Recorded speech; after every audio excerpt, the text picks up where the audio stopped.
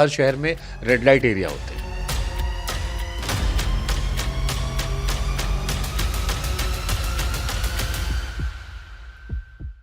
क्या होते हैं red light area? Red light areas इलाके होते हैं जो कि आइडेंटिफाइड होते हैं कि वहाँ पे कोठे हैं। जो दिल्ली का रेड लाइट एरिया है वहाँ पे 2500 से 2800 औरतें रह रही हैं और वहाँ पे कभी मैंने किसी पॉलिटिशियन को चढ़ते हुए नहीं देखा। वहाँ पे रात रात में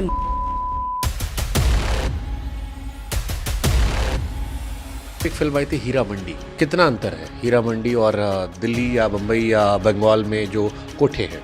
कुछ सिमिलैरिटी नहीं है। अगर हमें धरती पर नर्क देखने का मन है तो कोठे में जाकर बैठ जाओ, आपको दिख जाएगा किस तरीके के टॉयलेट्स हैं, किस तरीके की जिंदगी वो औरतें जी रही हैं। इतने से कमरे होते हैं and the man can only lie on you. 140 crore की आबादी में कोठों में रहने वालों की गिनती नहीं होती। बिल्कुल, कोठों में इस टाइम पे करीबन 13 मिलियन लड़कियां रह रही हैं। शौकिया तौर पर जाते हैं ये बड़े लोग। लंबी लंबी गाड़ियों में रात में आते हैं मिनिस्टर्स। उनके कुछ कोठे फिक्स हैं। इन कोठों में ज्यादातर लड़कियां शौकिया तौर पर हैं, पैदाइशी तौर पर हैं, मजबूरी में हैं, बचपन में उठा के डाल दी गई थी या जनरेशनल चली आ रही है। उन 99% लड़कियों को नहीं पता था कि मेरा फ्यूचर एक सेक्स वर्कर के नाम से जाना जाएगा। कुछ फैमिली ट्रेडिशंस भी है ऐसा। कोठा फंक्शन कैसे करते? एक कस्टमर नई दिल्ली मेट्रो स्टेशन पर उतरा, वहीं पर ही उसको दलाल पकड़ना शुरू कर देंगे। वो उस कोठे में आपको लेकर जाएंगे। किस तरह के लोग जाते हैं यहाँ पर? स्कूल के बच्चों से लेकर ऑफिस के लोग। क्या लव अफेयर्स में प्रोस्टिट्यूशन में टर्न करने का नंबर ज्यादा है? आपके अलावा और भी जो एक्टिविस्ट होंगे उन्होंने सरकारों से हेल्प मांगने की कोशिश की। जीवी रोड पर जो लोग रहते हैं वो कैसे इन कोठों को देखते हैं? They hate them. क्या उन कोठों में वैसे भी लोग हैं जो उसको एंजॉय कर रही हैं कि अब यही हमारी किस्मत है? डीपर लेवल पर देखोगे तो अफसोस तो है। कोई इंसान अपने शौक से गंदा काम नहीं करेगा। हर तरह तरह के पता नहीं कैसे इंसान आते हैं। कोई बुढ़े आते हैं, कोई दारू पी के आते हैं। मजबूरी से भी जाना पड़ता है 300 रुपए के लिए, 350 रुपए के लिए। सेक्स वर्कर बढ़ रहे हैं घट रहे हैं? ऑनलाइन चीजें बहुत अवेलेबल हो गई हैं। कोठों का जो ऑनलाइन ट्रांसफॉर्मेशन हुआ है ये कैसे हुआ है? क्योंकि अभी सब कुछ तो एप्स में बहुत ज्यादा आ गया ना, तो वहाँ पे ही अवेलेबल हो रही हैं चीजें। कॉलेज प्रोस्टिट्यूशन क्या है ये? जैसे कॉलेज की लड़कियां हैं young, they are making them a part of this whole system where they are going to sell their bodies for money in return. Sex worker जरूरी है सोसाइटी के लिए? उन मर्दों से आप मुझे सेफ रख रहे हो जिसको हम इजीली बोल रहे हैं कि मर्द जाति ऐसी होती है ना, उनको तो चाहिए, तो उनको करो ना कोठों में बंद।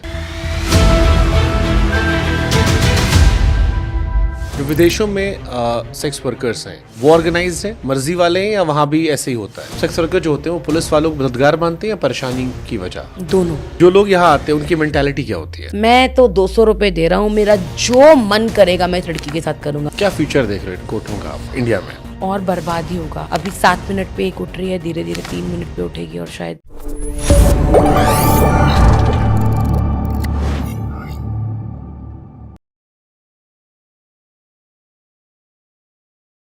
कभी मंटो ने कहा था कि हर औरत वैश्या नहीं होती, पर हर वैश्या औरत होती है।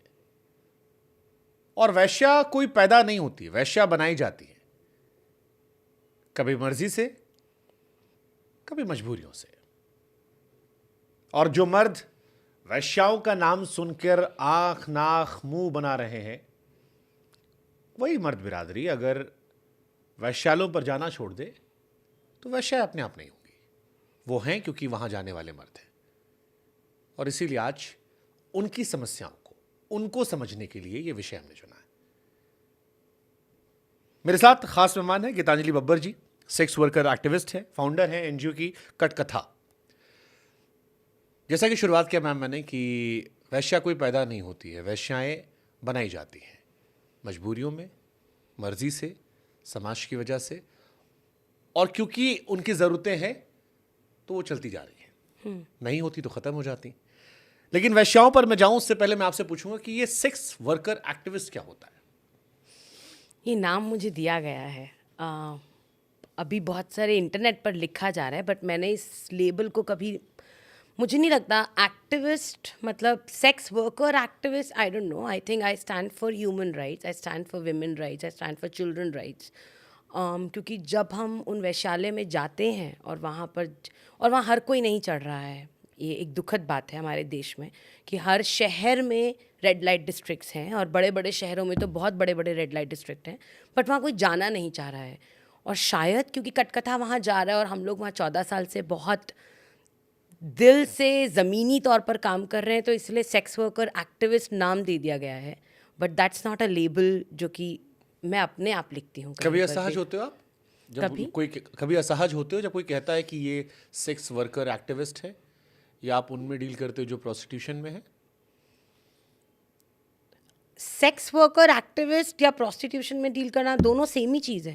हाँ, वही मैं कह रहा हूँ। कभी कभी जब कोई कहता है ऐसा आपकी पहचान बताते हुए, तो आप असहज महसूस करते नहीं, मुझे इन सब बातों से कोई फ़र्क नहीं पड़ता है, क्योंकि ये सब लेबल्स हैं। अगेन आई सेड, मेरे को मेरा काम पता है। मैं आज पॉडकास्ट में भी आई हूँ क्योंकि मेरा एक मकसद है कि मुझे ये आवाज़ें जो मुझे कोठों के अंदर की आवाज़ें सुनाई देती हैं और बाहर की दुनिया को नहीं सुनाई दे रही हैं, तो मेरा फ़र्ज़ है कि मैं वो कहानियाँ सुनाऊँ। अब आप वो मुझे सेक्स वर्कर एक्टिविस्ट के नाम से सुनना चाह रहे हो, आप मुझे एक सामाजिक कार्य करने वाली लड़की के नाम से जानना चाह रहे हो, गीतांजलि के नाम से जानना चाह रहे हो, फाउंडर बोल रहे हो, डायरेक्टर बोल रहे हो, समाज सेविका बोल रहे हो, these labels doesn't matter. What matters is कि वो कहानियाँ बाहर आनी चाहिए। That's the only mission. Okay, मैं इसके बिल्कुल बेसिक से शुरू करता हूँ। आपने कहा हर शहर में रेड लाइट एरिया होते हैं। क्या होते हैं red light area? Red light areas ऐसे कुछ इलाके होते हैं जो कि शहर में आइडेंटिफाइड होते हैं कि वहाँ पे कोठे हैं, उन कोठों के अंदर लड़कियाँ, everybody knows that these are identified areas, और वहाँ पे अंदर लड़कियों को लाया जाता है बेचने का काम करना, और वहाँ पे ही सारे के सारे जो मर्द, आपने जैसे इनिशियली बोला, तो उन्हें भी पता होता है। वैसे तो बहुत अलग अलग जगह पर छोटे छोटे कोठे चल रहे हैं। दिल्ली में भी अगर देखोगे तो एक रेड लाइट एरिया है जहाँ पर 77 कोठे एक साथ हैं, बट अगर आप और जगह पर भी जाते हो, सीलमपुरी जाते हो, लक्ष्मी नगर जाते हो, शकरपुर जाते हो, तो छोटे छोटे कोठे वहाँ पर भी चल रहे हैं। बट रेड लाइट एरिया एक प्रॉपर इलाका है। जैसे जो दिल्ली का रेड लाइट एरिया है, वहाँ पे 2500 से 2800 औरतें रह रही हैं उन कोठों में। आप सोनागाची की बात करोगे तो वहाँ पे करीबन 40-45 हज़ार औरतें हैं बंगाल में। अगर आप मुंबई की बात करोगे तो वहाँ पर करीबन 20 से 25 हज़ार औरतें हैं। अगर आप पुणे में बुधवार पेट की बात करोगे तो वहाँ पर भी हज़ारों औरतें हैं।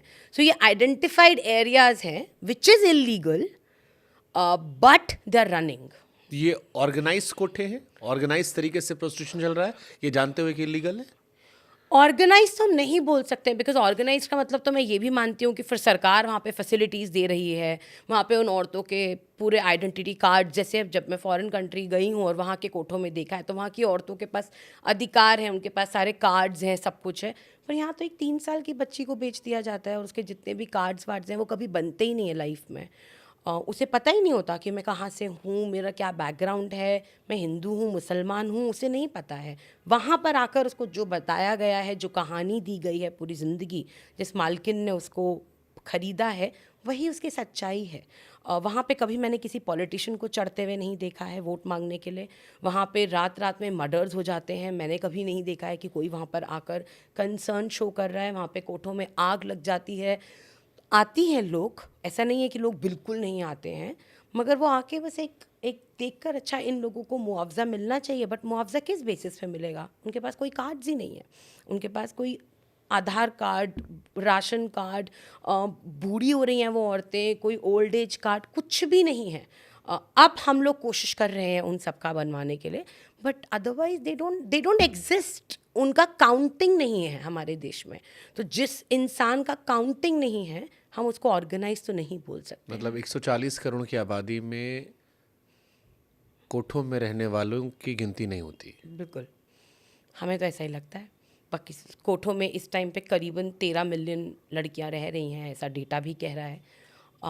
बट 13 मिलियन, बट उनके पास कोई कार्ड नहीं है, कुछ आइडेंटिटी नहीं है। 1 करोड़ 30 लाख महिलाएं देश में।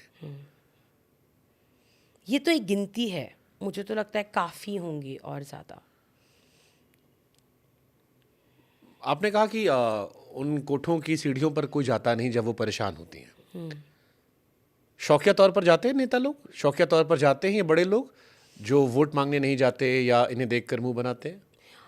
मैंने खुद नहीं देखा है, लेकिन मैंने बहुत कहानियाँ सुनी हैं। जब मैं नई नई गई थी तो मुझे बहुत कहानियाँ पता चलती थी कि लंबी लंबी गाड़ियों में रात में आते हैं मिनिस्टर्स और वो उनके कुछ कोठे फिक्स हैं। उन्हीं कोठों में से वो लड़कियां भी फिक्स्ड होती हैं, जो लड़कियां मुंह नहीं खोलेंगी, जो लड़कियां चू नहीं करेंगी, जो लड़कियां आराम से सरेंडर कर देंगी उस इंसान के आगे, और जो लड़की खूबसूरत है, फेयर स्किन है, वो लड़कियां उन गाड़ियों में जाती हैं, रात भर उनको उनके साथ रहना होता है, and then next morning they are dropped of.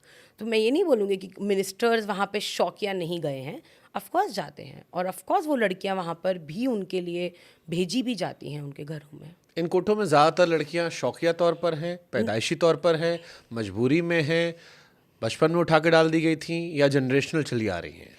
हर तरीके की लड़कियां हैं, लेकिन 99% औरतें जो वहाँ पर इस टाइम पर हैं, दिल्ली के जीबी रोड के उन 77 कोठों की मैं बात और क्लियरली कर सकती हूँ।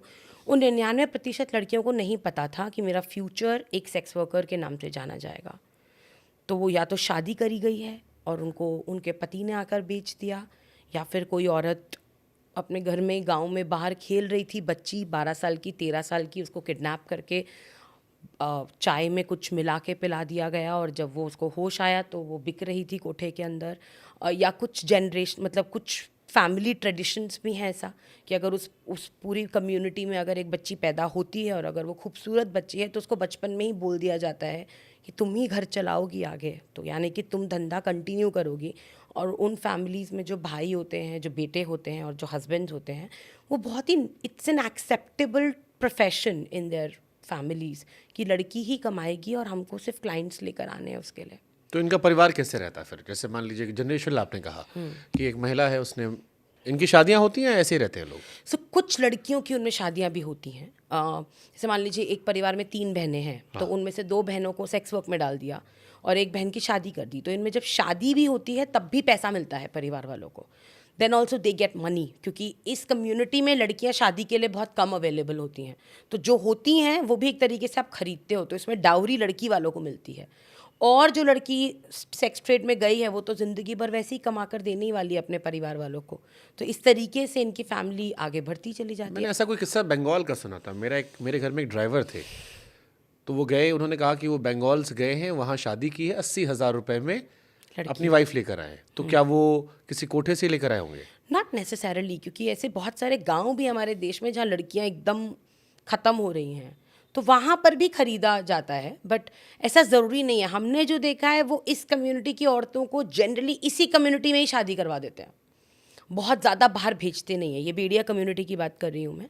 तो ये बेड़िया कम्युनिटी में जनरली ये अंदर ही अंदर अपने ही खानदान में क्या कम्युनिटी का नाम दिया आपने? बेड़िया, बेड़िया, BEDIA। बेड़िया कम्युनिटी। बेड़िया कम्युनिटी, क्या ये नाम कैसे पड़ा और इसके क्या मायने हैं? मुझे ये तो नहीं पता नाम कैसे पड़ा है। दैट्स अ हाँ, गुड बट इस क्वेश्चन। कम्युनिटी का क्या मायना है? इनका फैमिली ट्रेडिशन है सेक्स वर्क। इनका family tradition basically sex work भी नहीं है, मुजरा है। मुजरा हुआ करता था। ये लोग मुजरे के लिए मतलब ये नोटिफाइड ट्राइब कहलाती है। तो ये नोटिफाइड ट्राइब थी। इनको पहले पूरा प्रॉपर सर्टिफिकेट्स मिलते थे कि आप मुजरा कर सकते हैं। आज भी जीबी रोड पे कुछ ऐसे कोठे हैं जो कि बेड़िया कम्युनिटी ही, पूरा हमें पता है कि ये कुछ कोठे बेड़िया कम्युनिटी के हैं, तो वहाँ मुजरा होता है। बट इवेंचुअली अब क्योंकि जीबी रोड की कंडीशंस भी, जैसे पहले जब मैं कहानियाँ सुनती हूँ तो पहले जीबी रोड पे बहुत अमीर लोग भी आते थे और हर तरीके के लोग आते थे, क्योंकि पहले एक्चुअली जब तवाइफ्स वगैरह होती थी तो एक अलग रौब भी था सेक्स वर्कर्स का, जो अब पिछले कुछ सालों में बहुत ही पैथेटिक कंडीशन हो चुकी है। मतलब आज की डेट में जीबी रोड पे ऐसी हालत है। अभी हमने एक नई टीचर रिक्रूट करी है और वो उन्होंने शेयर करा, अभी उनको 1 ही महीना हुआ है, and every 4th day she is feeling unwell. हर 4th डे पे उनको लगता है मुझे फीवर आ रहा है, क्योंकि कोठे की कंडीशन इतनी बुरी है कि आपकी बॉडी आपको अलाउड ही नहीं करती उस टॉक्सिक एनवायरनमेंट में ज़्यादा देर रहना। तो इमेजिन करिए वो वहीं रह रही हैं, उनके बच्चे वहीं पैदा हो रहे हैं, पूरी ज़िंदगी वो लोग वहीं बिता रहे हैं। तो बेड़िया कम्युनिटी को इस तरीके से पहले बोला गया था, लेकिन अभी कुछ समय में क्योंकि अब मुजरा कम हो रहा है, क्योंकि और सोर्स ऑफ एंटरटेनमेंट बहुत बढ़ गया है, तो वो लोग सेक्स वर्क में भी आ गए हैं अब वो लोग। बट अदरवाइज सर्टिफिकेट वाइज उनके पास ये अधिकार है कि वो मुजरा कर सकते हैं, ओनली मुजरा, not sex work after that. मैंने अभी एक फिल्म आई थी हीरा मंडी, हीरा मंडी देखी, जिसमें तवाइफों का अपना एक जलवा था। आप कोठों पे जाती हैं, सेक्स वर्कर से मिलती हैं, कितना अंतर है हीरा मंडी और दिल्ली या बम्बई या बंगाल में जो कोठे हैं? कुछ सिमिलैरिटी नहीं है। पिक्चरों के जो कोठे हैं अगर वैसे बन जाएं तो I mean it's a different world जो वो दिखाते हैं. आप गंगूबाई का भी एग्जाम्पल ले लीजिए, जिस तरीके का वो कोठा है. हाँ, उसमें जो शुरुआत में आलिया भट्ट के साथ जो हुआ है, जो नथ उतराई एक रीत होती है उनमें, जब लड़की पहली बार सेक्स वर्क में घुसती है तो वो लोग इस तरीके से, मतलब वो एक सिंबलाइज होता है कि नथ उतराई हो गई उसकी, जब वो अपनी वर्जिनिटी लूज़ करती है. तो वो सब उसने दिखाने की कोशिश करी है, बट इतना fancy, I mean no, Delhi के कोठों की हालत बहुत ख़राब है. आई मीन आप अंदर घुसोगे तो आपको मन नहीं करेगा कि आप 15 मिनट से ऊपर वहाँ बैठ पाओ. आप बैठ भी नहीं पाओगे, आपकी बॉडी आपको अलाउड ही नहीं करेगी. मतलब यू कैन इमेजिन. मैं तो हमेशा बोलती हूँ, अगर हमें इस धरती पर नर्क देखने का मन है तो कोठे में जाकर बैठ जाओ, आपको दिख जाएगा किस तरीके के टॉयलेट्स हैं, किस तरीके की ज़िंदगी वो औरतें जी रही हैं, छोटे छोटे कमरों में. मतलब इस कमरे के अंदर ऊपर एक और कमरा होगा और उसमें सीढ़ियाँ चढ़ के वो लोग खड़ी नहीं हो सकती हैं पूरी, सिर्फ जाके आपको लेटना है.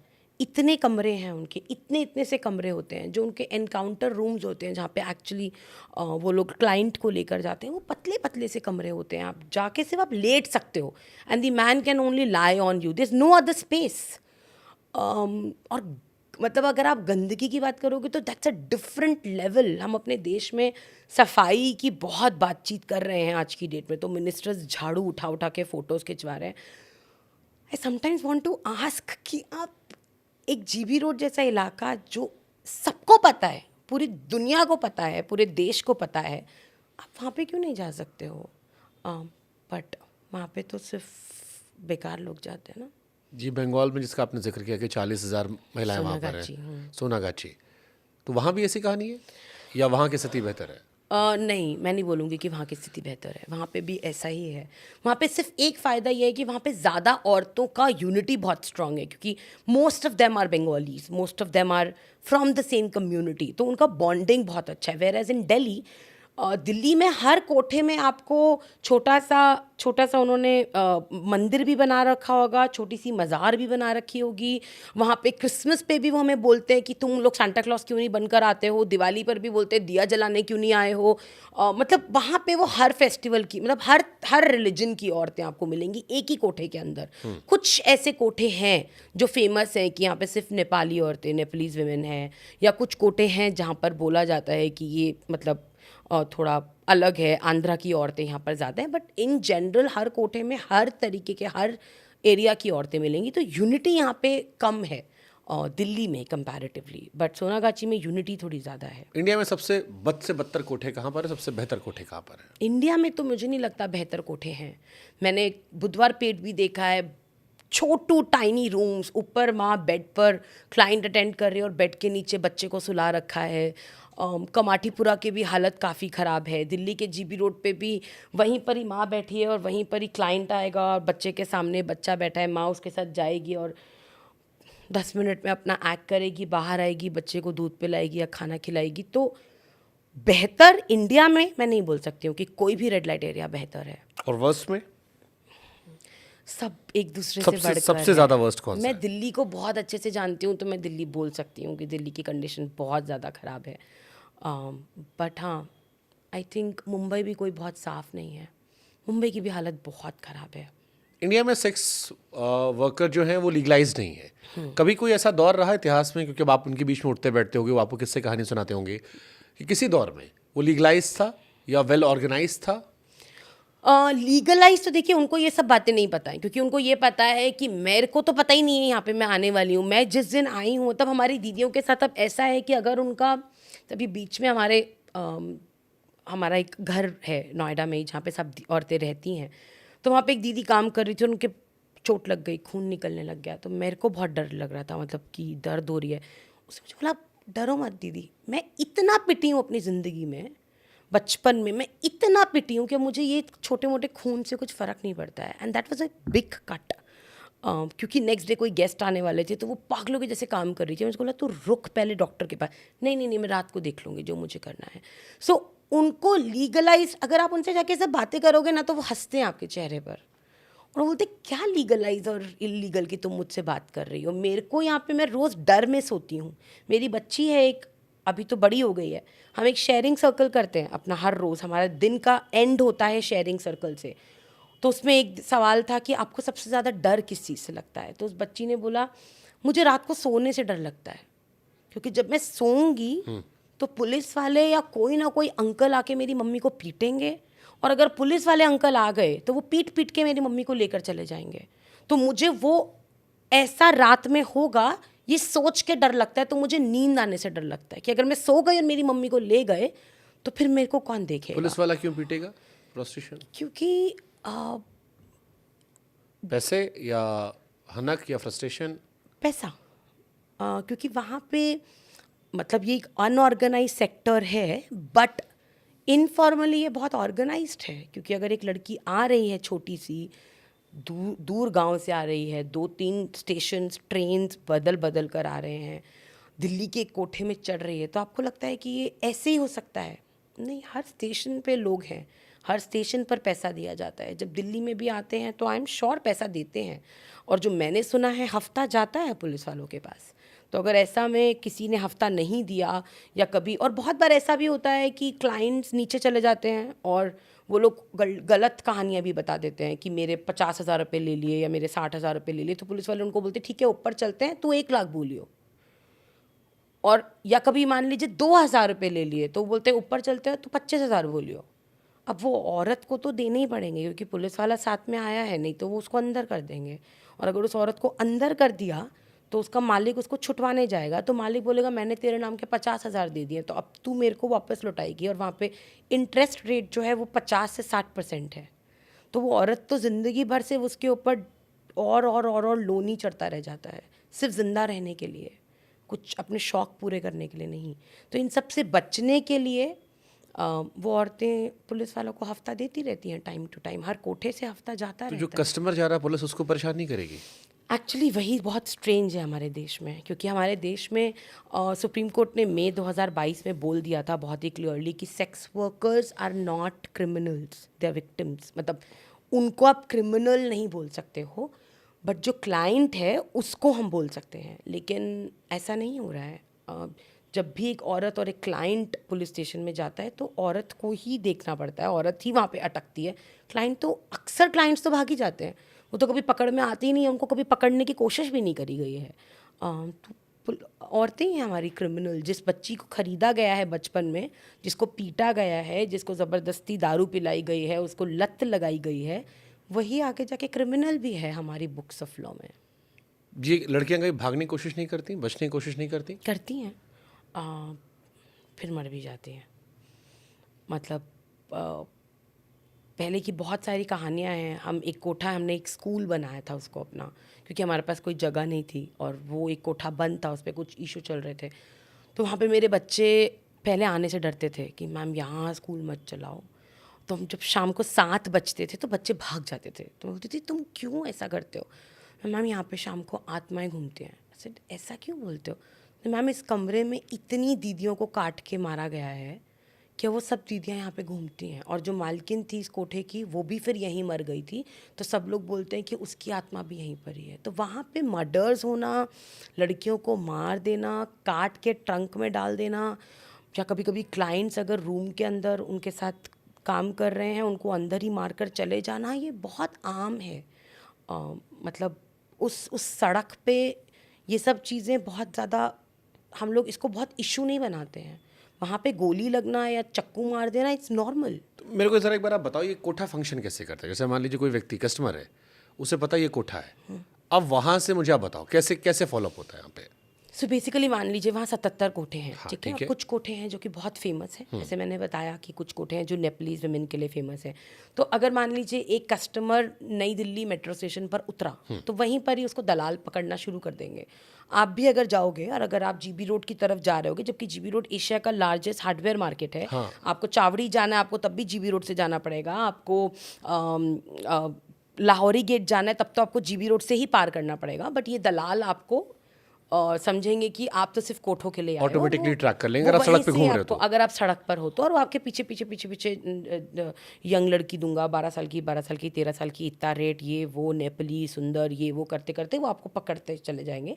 अगर आप उनको अग्री कर गए कि हाँ ठीक है मुझे ले चल, तो फिर उनके कुछ कुछ कोठों में, मतलब वो कुछ कोठों के दलाल असाइंड हैं कि मैं इस कोठे में ही लेकर जाऊंगा, वो उस कोठे में आपको लेकर जाएंगे।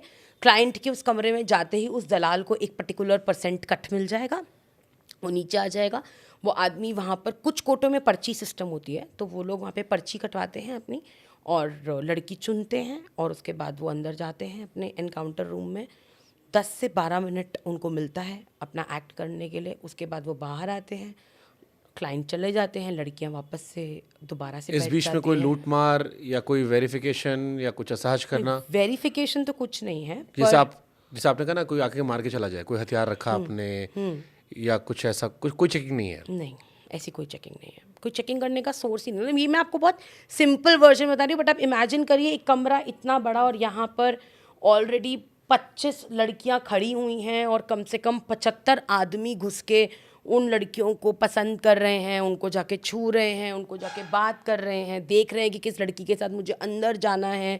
वहीं पर ही पर्ची कट रही है, वहीं पर ही 2 आदमी बैठे होंगे, और वो कोई कुछ बेच रहा होगा, या कोई, क्योंकि वहाँ पे मार्केट भी ऊपर ही चढ़ती है, वो औरतें नीचे नहीं आती हैं, तो कोई कुछ बेच रहा होगा। तो एक इतने से कमरे में आप लगाइए, अगर 75-80 लोग खड़े हुए हैं, तो आपको पता भी नहीं है। बहुत सारे आदमी तो ऊपर चढ़ते हैं और उनको कोई पसंद नहीं आती तो उसी वक्त नीचे उतर जाते हैं। बहुत सारे आदमी ऊपर चढ़ के तसल्ली से एक एक औरत से बातचीत करते हैं। It's like a shopping. It's like a shopping, या इट इज़ लाइक दैट कि आप कपड़े देखने जा रहे हो। बिल्कुल, इट इज़ लाइक दैट। कुछ कमरों में इट इज़ लाइक दैट। कुछ कमरों में ऐसा होता है कि जहाँ पे आप ऊपर गए और सीधा आपको दलाल ही एनकाउंटर रूम में धक्का दे देता है, एंड देन जिस लड़की का भी नंबर होता है या मालकिन जिस भी लड़की को बोलती है, वो उस कमरे में चली जाती है। किस तरह के लोग जाते हैं यहाँ पर? हर तरह के, स्कूल के बच्चों से लेकर ऑफिस के लोग, आफ्टर स्कूल के ऑफिस। बच्चे? हाँ, ऑफिस के बाद मैं ऑफिस बैग्स और लैपटॉप बैग्स के लोगों को भी देखती हूँ।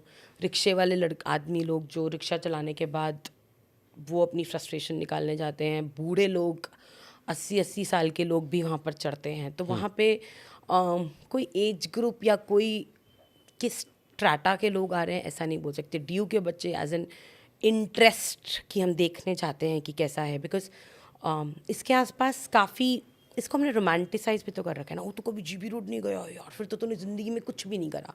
ये भी एक डायलॉग चलता है कॉलेजेस में। to try everything. Explore, right. तो वो एक्सप्लोर करने के लिए भी चाहते हैं, तो हर तरीके के लोग आपको वहाँ दिखेंगे। तो वहाँ पे मान लीजिए कोई 18 साल से नीचे का लड़का जा रहा है, तो अंदर उन्हें कोई मना नहीं करेगा, रोकेगा नहीं? मना नहीं करेगा, लेकिन अब मैंने देखा है कि बहुत सारी औरतें ही, जैसे कभी कोई बच्चा आ गया 13-14 साल का, तो औरतें ही उसको झापड़ मार के नीचे भेज देती है कि चल अभी तू बहुत छोटा है। बट कुछ लड़कियां भी हैं उस उम्र की, तो वो लोग उनके साथ भी, कुछ कोठों में उनके साथ भी सेटअप कर देते हैं। And what are the charges, like क्या ड्यूरेबिलिटी होती होगी? सब कोठों के अलग अलग रेट। फिर भी अगर मिनिमम से मैक्सिमम जाना हो, अगर हम बात करें तो 600 पर एक्ट, मिनिमम अगर हम बात करें तो 50 रुपये। और इसमें इनके पास क्या आता होगा?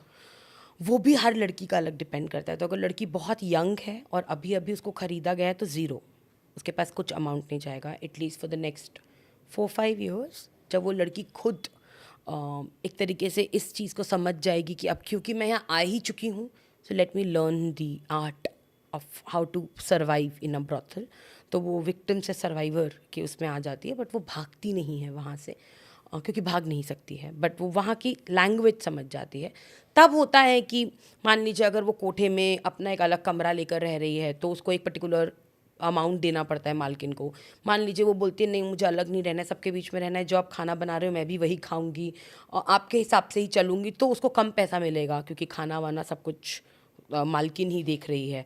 एज वाइज डिपेंड करता है। द मोर आप जितने बड़े होते चले जाते हो उतना ही आप कम कट देना शुरू कर देते हो, लेकिन आपका रोल बढ़ जाता है। तो जब आप बड़े होते हो तो आप सिर्फ खुद धंधा नहीं कर रहे हो, तब आप और लड़कियों को भी लेकर आओगे अपने गांव से, या जैसे आप खुद लाए गए थे उतना आपका ब्रेन वॉश कर चुके होते हैं, या फिर आप और लड़कियों की एज ए मैनेजर बन के बैठ जाओगे। लाइक 7-8 लड़कियां आपकी रिस्पॉन्सिबिलिटी हो जाएंगी कि 7-8 छोटी लड़कियां कि वो भागे नहीं, या उनको रेगुलरली मार पिटाई हो रही है ताकि वो डरी रहें। उनको खाना तभी मिलेगा जब वो क्लाइंट्स, इतने पर्टिकुलर क्लाइंट्स अटेंड कर लेंगी, तो उनका पूरा मैनेजमेंट फिर वो एक औरत संभालना शुरू कर देती है। मैंने कई जगह देखा, जैसे जानवरों को, कोई खतरनाक जानवर होते हैं उनको ट्रीट करना होता है तो पहले डराते हैं, इतना डरा देते, और फिर एक इंसान सर्वाइवल बनकर आता है, फिर वो संभाल लेता है, तो वो जो जानवर या होता है वो उसको सरेंडर कर देता है और उसका लॉयल हो जाता है। यहाँ कैसे फंक्शन करता है? कोई नई बच्ची आई, यहाँ पे भी ऐसा ही होता है, जैसे हम बोलते हैं ना, अगर हाथी कोई को नई बचपन बच्ची मान में- लीजिए किसी शहर से आ गई, अब वो लाजमी बात है कि उसने लाइफ में सब नहीं किया, प्रोस्टिट्यूशन में कभी इन्वॉल्व नहीं रही है, तो वहां से आप उसे कैसे तैयार करते हो? मतलब कोठे में कोठे में कैसे तैयार करते हैं वो लोग? जैसे मैंने आपको बताया कि शुरुआत में मैंने जो बहुत सारे केसेस देखे हैं उनमें ऐसा होता है कि लड़की आई, वो लोग उसको पहले जीबी रोड पे नहीं रखते हैं, वो उसको कहीं और रखते हैं। वहाँ पे उसको प्रेम मोहब्बत से, जैसे हमारी एक दीदी का मैं अगर केस बताऊँ तो उनकी शादी हुई थी नई नई, अभी तो खैर she 35, but when she came she was 14 years old. उसकी शादी हुई थी गांव में, 15 साल की हुई, उसका बच्चा पैदा हो गया। 1 साल उसको अच्छे से रखा उसके हस्बैंड ने, खूब उसका ख्याल रखा, उसको दिल्ली घुमाया, सब कुछ करा। उसका बच्चा जब 15 दिन का हो गया तब वो उसको कोठे में लेकर आ गया और उसको बोला कि अब यहीं रहेगी तू, और अब तेरे को यही धंधा करना है और मैं ही तेरे कस्टमर्स लेकर आऊँगा। और उसके बेटे को उसने एक सोर्स बना लिया कि अब ये बेटा है, ये बेटा मेरे पास रहेगा, मतलब अब मेरे कंट्रोल में रहेगा, तो वो भाग तो सकती नहीं है। शुरुआत में उसने मना करा बहुत, तो उसको एक्सट्रीम पीटा गया, मतलब आप सोच भी नहीं सकते हो। आज भी वो दीदी जब कंघी करती हैं अपनी, तो अक्सर मैं उनको बोलती हूँ बाल खुले क्यों नहीं रखते हो, बट उनका जो स्टाइल है कंघी करने का, क्योंकि यहाँ उनके इतना मारा गया है कि ये पूरा एरिया उनके यहाँ बाल हट चुके हैं, तो वो अपने बालों को ऐसे स्टाइल करती है कि आपको पता नहीं चलेगा कि वो अंदर से उनके बाल नहीं हैं। बट दैट्स द लिमिट जिस पे वो मारते हैं। उनको इतना तक भी टॉर्चर किया गया है कि जब वो मना करती है, तो एक बार उसने मना करा और उसके कमरे में उसके बच्चों के साथ गैस का पाइप खोल कर चला गया वो आदमी, कि मर जा फिर तू, अगर तू मेरा काम नहीं कर सकती है तो मैं तेरी जगह किसी और को लेकर आ जाऊँगा। And then she has to surrender. वो अपने को शायद मार भी देगी, लेकिन अब इसके पास बच्चे भी हैं। Why don't they go to police? Oh, like I said, वो तो गांव से आई थी, तो प्रोस्टिट्यूट नहीं थी, फिर वो हाँ, पुलिस के लेकिन पास नहीं आते। इतनी छोटी उम्र की बच्ची तो कोठे से नीचे उतर भी नहीं सकती है। उसको नहीं पता है बाहर आसमान किस रंग का चल रहा है, अभी बाहर बारिश चल रही है या क्या चल रही है। वो कोठों के अंदर ही बंद रहते हैं एटलीस्ट शुरुआत के 3, 4, 5 साल। उनको अलाउड नहीं है बाहर क्या जाना। लव अफेयर्स में प्रोस्टिट्यूशन में टर्न करने का नंबर ज़्यादा है? नहीं, ऐसा नहीं बोलूँगी मैं, वो भी है, लेकिन एक औरत की कहानी है, अभी वो भी ड्रीम विलेज में हमारे साथ हैं। वो तो काम करती थी, अपने घर चला रही थी, शी वाज 14 इयर्स ओल्ड। जो धागे होते हैं कपड़ों में वो काटने जाती थी फैक्ट्री, और रिक्शा नहीं लेती थी क्योंकि रिक्शे में 10 रुपये लग जाएंगे, 5 रुपये आने और 5 रुपये जाने में, महाराष्ट्र में। और एक दिन बहुत तेज़ बारिश हुई तो वहीं रेलवे स्टेशन के नीचे बैठ गई कि मैं, छोटे शहरों में रेलवे स्टेशन से भी आप पार कर लेते I हो, know. तो बैठ गई कि बारिश रुक जाएगी। और वहीं पर ही एक आंटी आई और उसको अपनी माँ जैसी लगी। उसने अपनी माँ को भी रिसेंटली खोया था, उसको अपनी माँ की जैसी लगी वो, और उसने उसको बोला बेटा चाय पिएगी? उसने बोला हाँ आंटी क्यों नहीं, इतने प्रेम से आप पिला रहे हो। And then when she opened her eyes she was being sold. 80,000 रुपये देकर उसको, वो औरत ने उसके सामने 80,000 रुपये लिए और वो चली गई, और गांव में जाकर ये बता दिया कि वो खुद से अपनी मर्जी से दिल्ली के जीबी रोड पर जाके बिक गई है। तो वो लड़की 4-5 साल तक तो नहीं निकल पाई, लेकिन जब उसका बेटा पैदा हो गया 4-5 साल के बाद, तो एक टाइम के बाद कोठे वालों को पता है कि अभी भागेगी नहीं, तो वो भी उसको बोलते हैं कि ठीक है अब तेरे को जहाँ जाना जा, क्योंकि अब वो उसको अंदर तक इतना तोड़ चुके हैं कि वो उसको ये बता चुके हैं कि अगर तू बाहर जाएगी भी तो जितने भी आदमियों से मिलेगी ना, वो सब तेरे को गंदी नज़र से देखेंगे, क्योंकि वो तेरे साथ कभी ना कभी तो सोए होंगे। तो वो औरत को इतना डाल देते हैं उसके दिमाग में कि अब तू नहीं बची है बाहर की दुनिया के लिए, so you better die here. So but वो फिर भी गई अपने गांव जस्ट टू फाइंड आउट, रहने नहीं गई थी, देखने गई थी। तो उसने देखा कि उसकी फ़ोटो पर माला है। उसके बाप ने उसको हाथ जोड़कर बोला कि गांव में ये बात सबको पता चल चुकी है कि तू कोठों में थी, अब मेरे को अपनी शक्ल दोबारा मत दिखाई ज़िंदगी में। तो उसके पास कोई और ऑप्शन ही नहीं था, बेटा साथ में था, वो वापस उसी कोठे में आ गई। तो हम ये नहीं बोल सकते हैं कि सिर्फ लव अफेयर की वजह से एक लड़की को उसमें डाला गया है, सबके अलग अलग रीजंस हैं। एक दीदी हैं जो कि डिप्रेशन का शिकार हैं पिछले 18 सालों से, 20 सालों से, और वो 13 साल की थी, अपने गांव में बाहर खेल रही थी बंगाल में, और खेलते खेलते उन 8 लड़कियों में से उनको पिक कर लिया गया। आज वो शायद 45 इयर्स की होंगी, तब से लेके आज तक वो कोठे पर ही हैं। और अब तो उनकी हालत ऐसी हो गई है कि अगर वो डिप्रेशन की गोली नहीं खाती हैं तो वो कुछ भी कर सकती हैं। मतलब बीच में वो 3 महीने के लिए गायब हो गई थी, उनका बेटा कोठे में ही था और वो गायब हो गई थी। And when she was found naked on the streets because she was not in her senses, क्योंकि उनको गोली नहीं मिली थी उनकी डिप्रेशन की।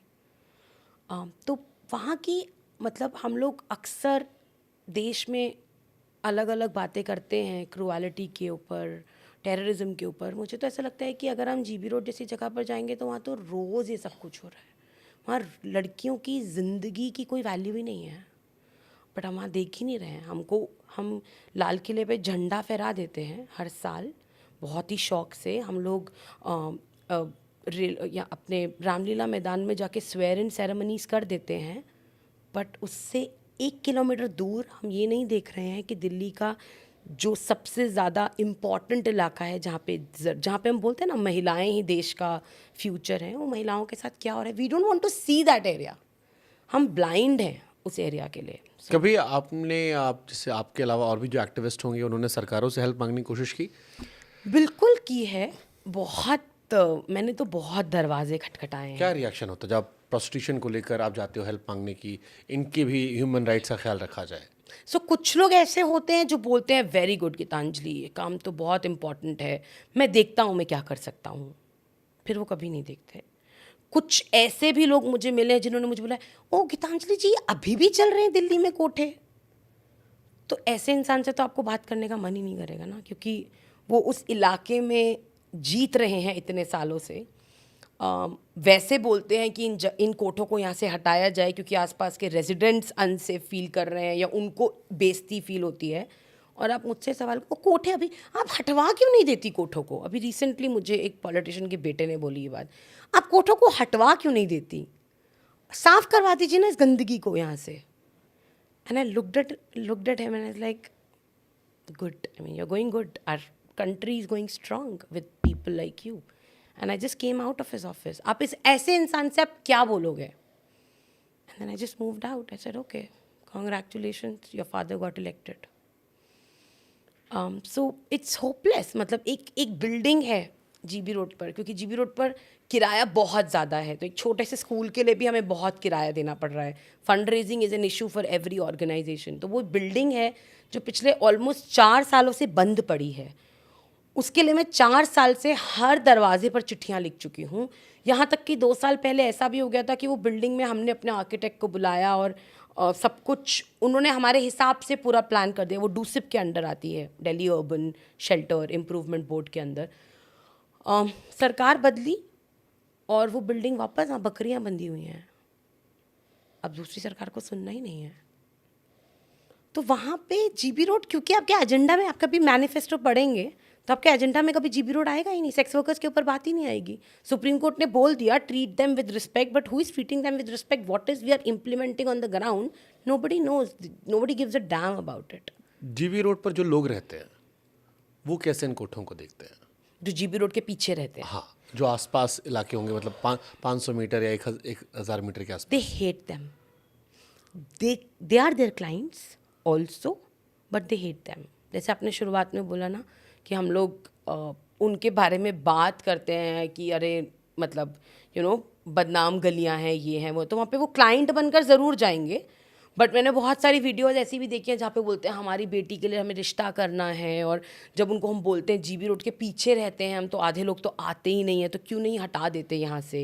वहाँ पे एक स्कूल चलता था बहुत पहले, तो आसपास के रेजिडेंट्स ने वो स्कूल बंद करवा दिया कि इन कोठे वाली के बच्चों को पढ़ाना शुरू कर दोगे अगर तो मतलब क्यों इनको आपको कोई भी फैसिलिटी देनी क्यों है, या इनके बच्चों को कोई भी, इनको इतना रुला दो, इनको इतना तड़पा दो कि ये खुद ही कोठे बंद कर दें। बट वो तो आना ही नहीं चाहती हैं ना वहाँ पे। जो रन कर रहे हैं हमारे देश के बड़े बड़े लोग, उनको बात करो ना। आप उन लड़कियों से क्या बोल रहे हो जो खुद ही वहाँ पे एक रात नहीं रहना चाहती, अपने बच्चे को एक रात नहीं रखना चाहती? क्या उन कोठों में वैसे भी लोग हैं जो उसको एंजॉय कर रही हैं कि अब यही हमारी किस्मत है, ऐसे ही जीना है, मजे कर, उन्हें अब इसमें कोई अफसोस नहीं है? देखिए, डीपर लेवल पर देखोगे तो अफसोस तो है, डीपर लेवल पर अगर आप देखोगे और उन औरतों को एक सपना पूछोगे तो हर दीदी का एक सपना है, मेरे को गृहस्थी जीवन जीना है। मैंने गृहस्थ शब्द वहाँ से उसकी इम्पोर्टेंस समझी है लाइफ में, जो हम लोग बहुत टेकन फॉर ग्रांटेड ले। हमारे लिए माँ होना, बाप होना, शादी होना और शादी में सब रिश्तेदारों का आना, it's normal right. For us it's not something, it's not a luxury. उनके लिए ये ज़िंदगी का सपना है कि मुझे गृहस्थी में जीना है, जहाँ पे मेरे सर पे ये ना लिखा हो कि मैं जीबी रोड की कोठे वाली हूँ। और उनके आधार कार्ड्स में भी अब तक जीबी रोड ही लिखा जाता था। फिर हम लोगों ने जब इलेक्शन कमीशन के रिकॉर्ड्स में देखा तो एक्चुअली जीबी रोड का नाम बहुत सालों पहले श्रद्धानंद मार्ग कर दिया गया है, करीबन 38-40 साल पहले, बट उनके कार्ड्स में वो नहीं आ रहा था।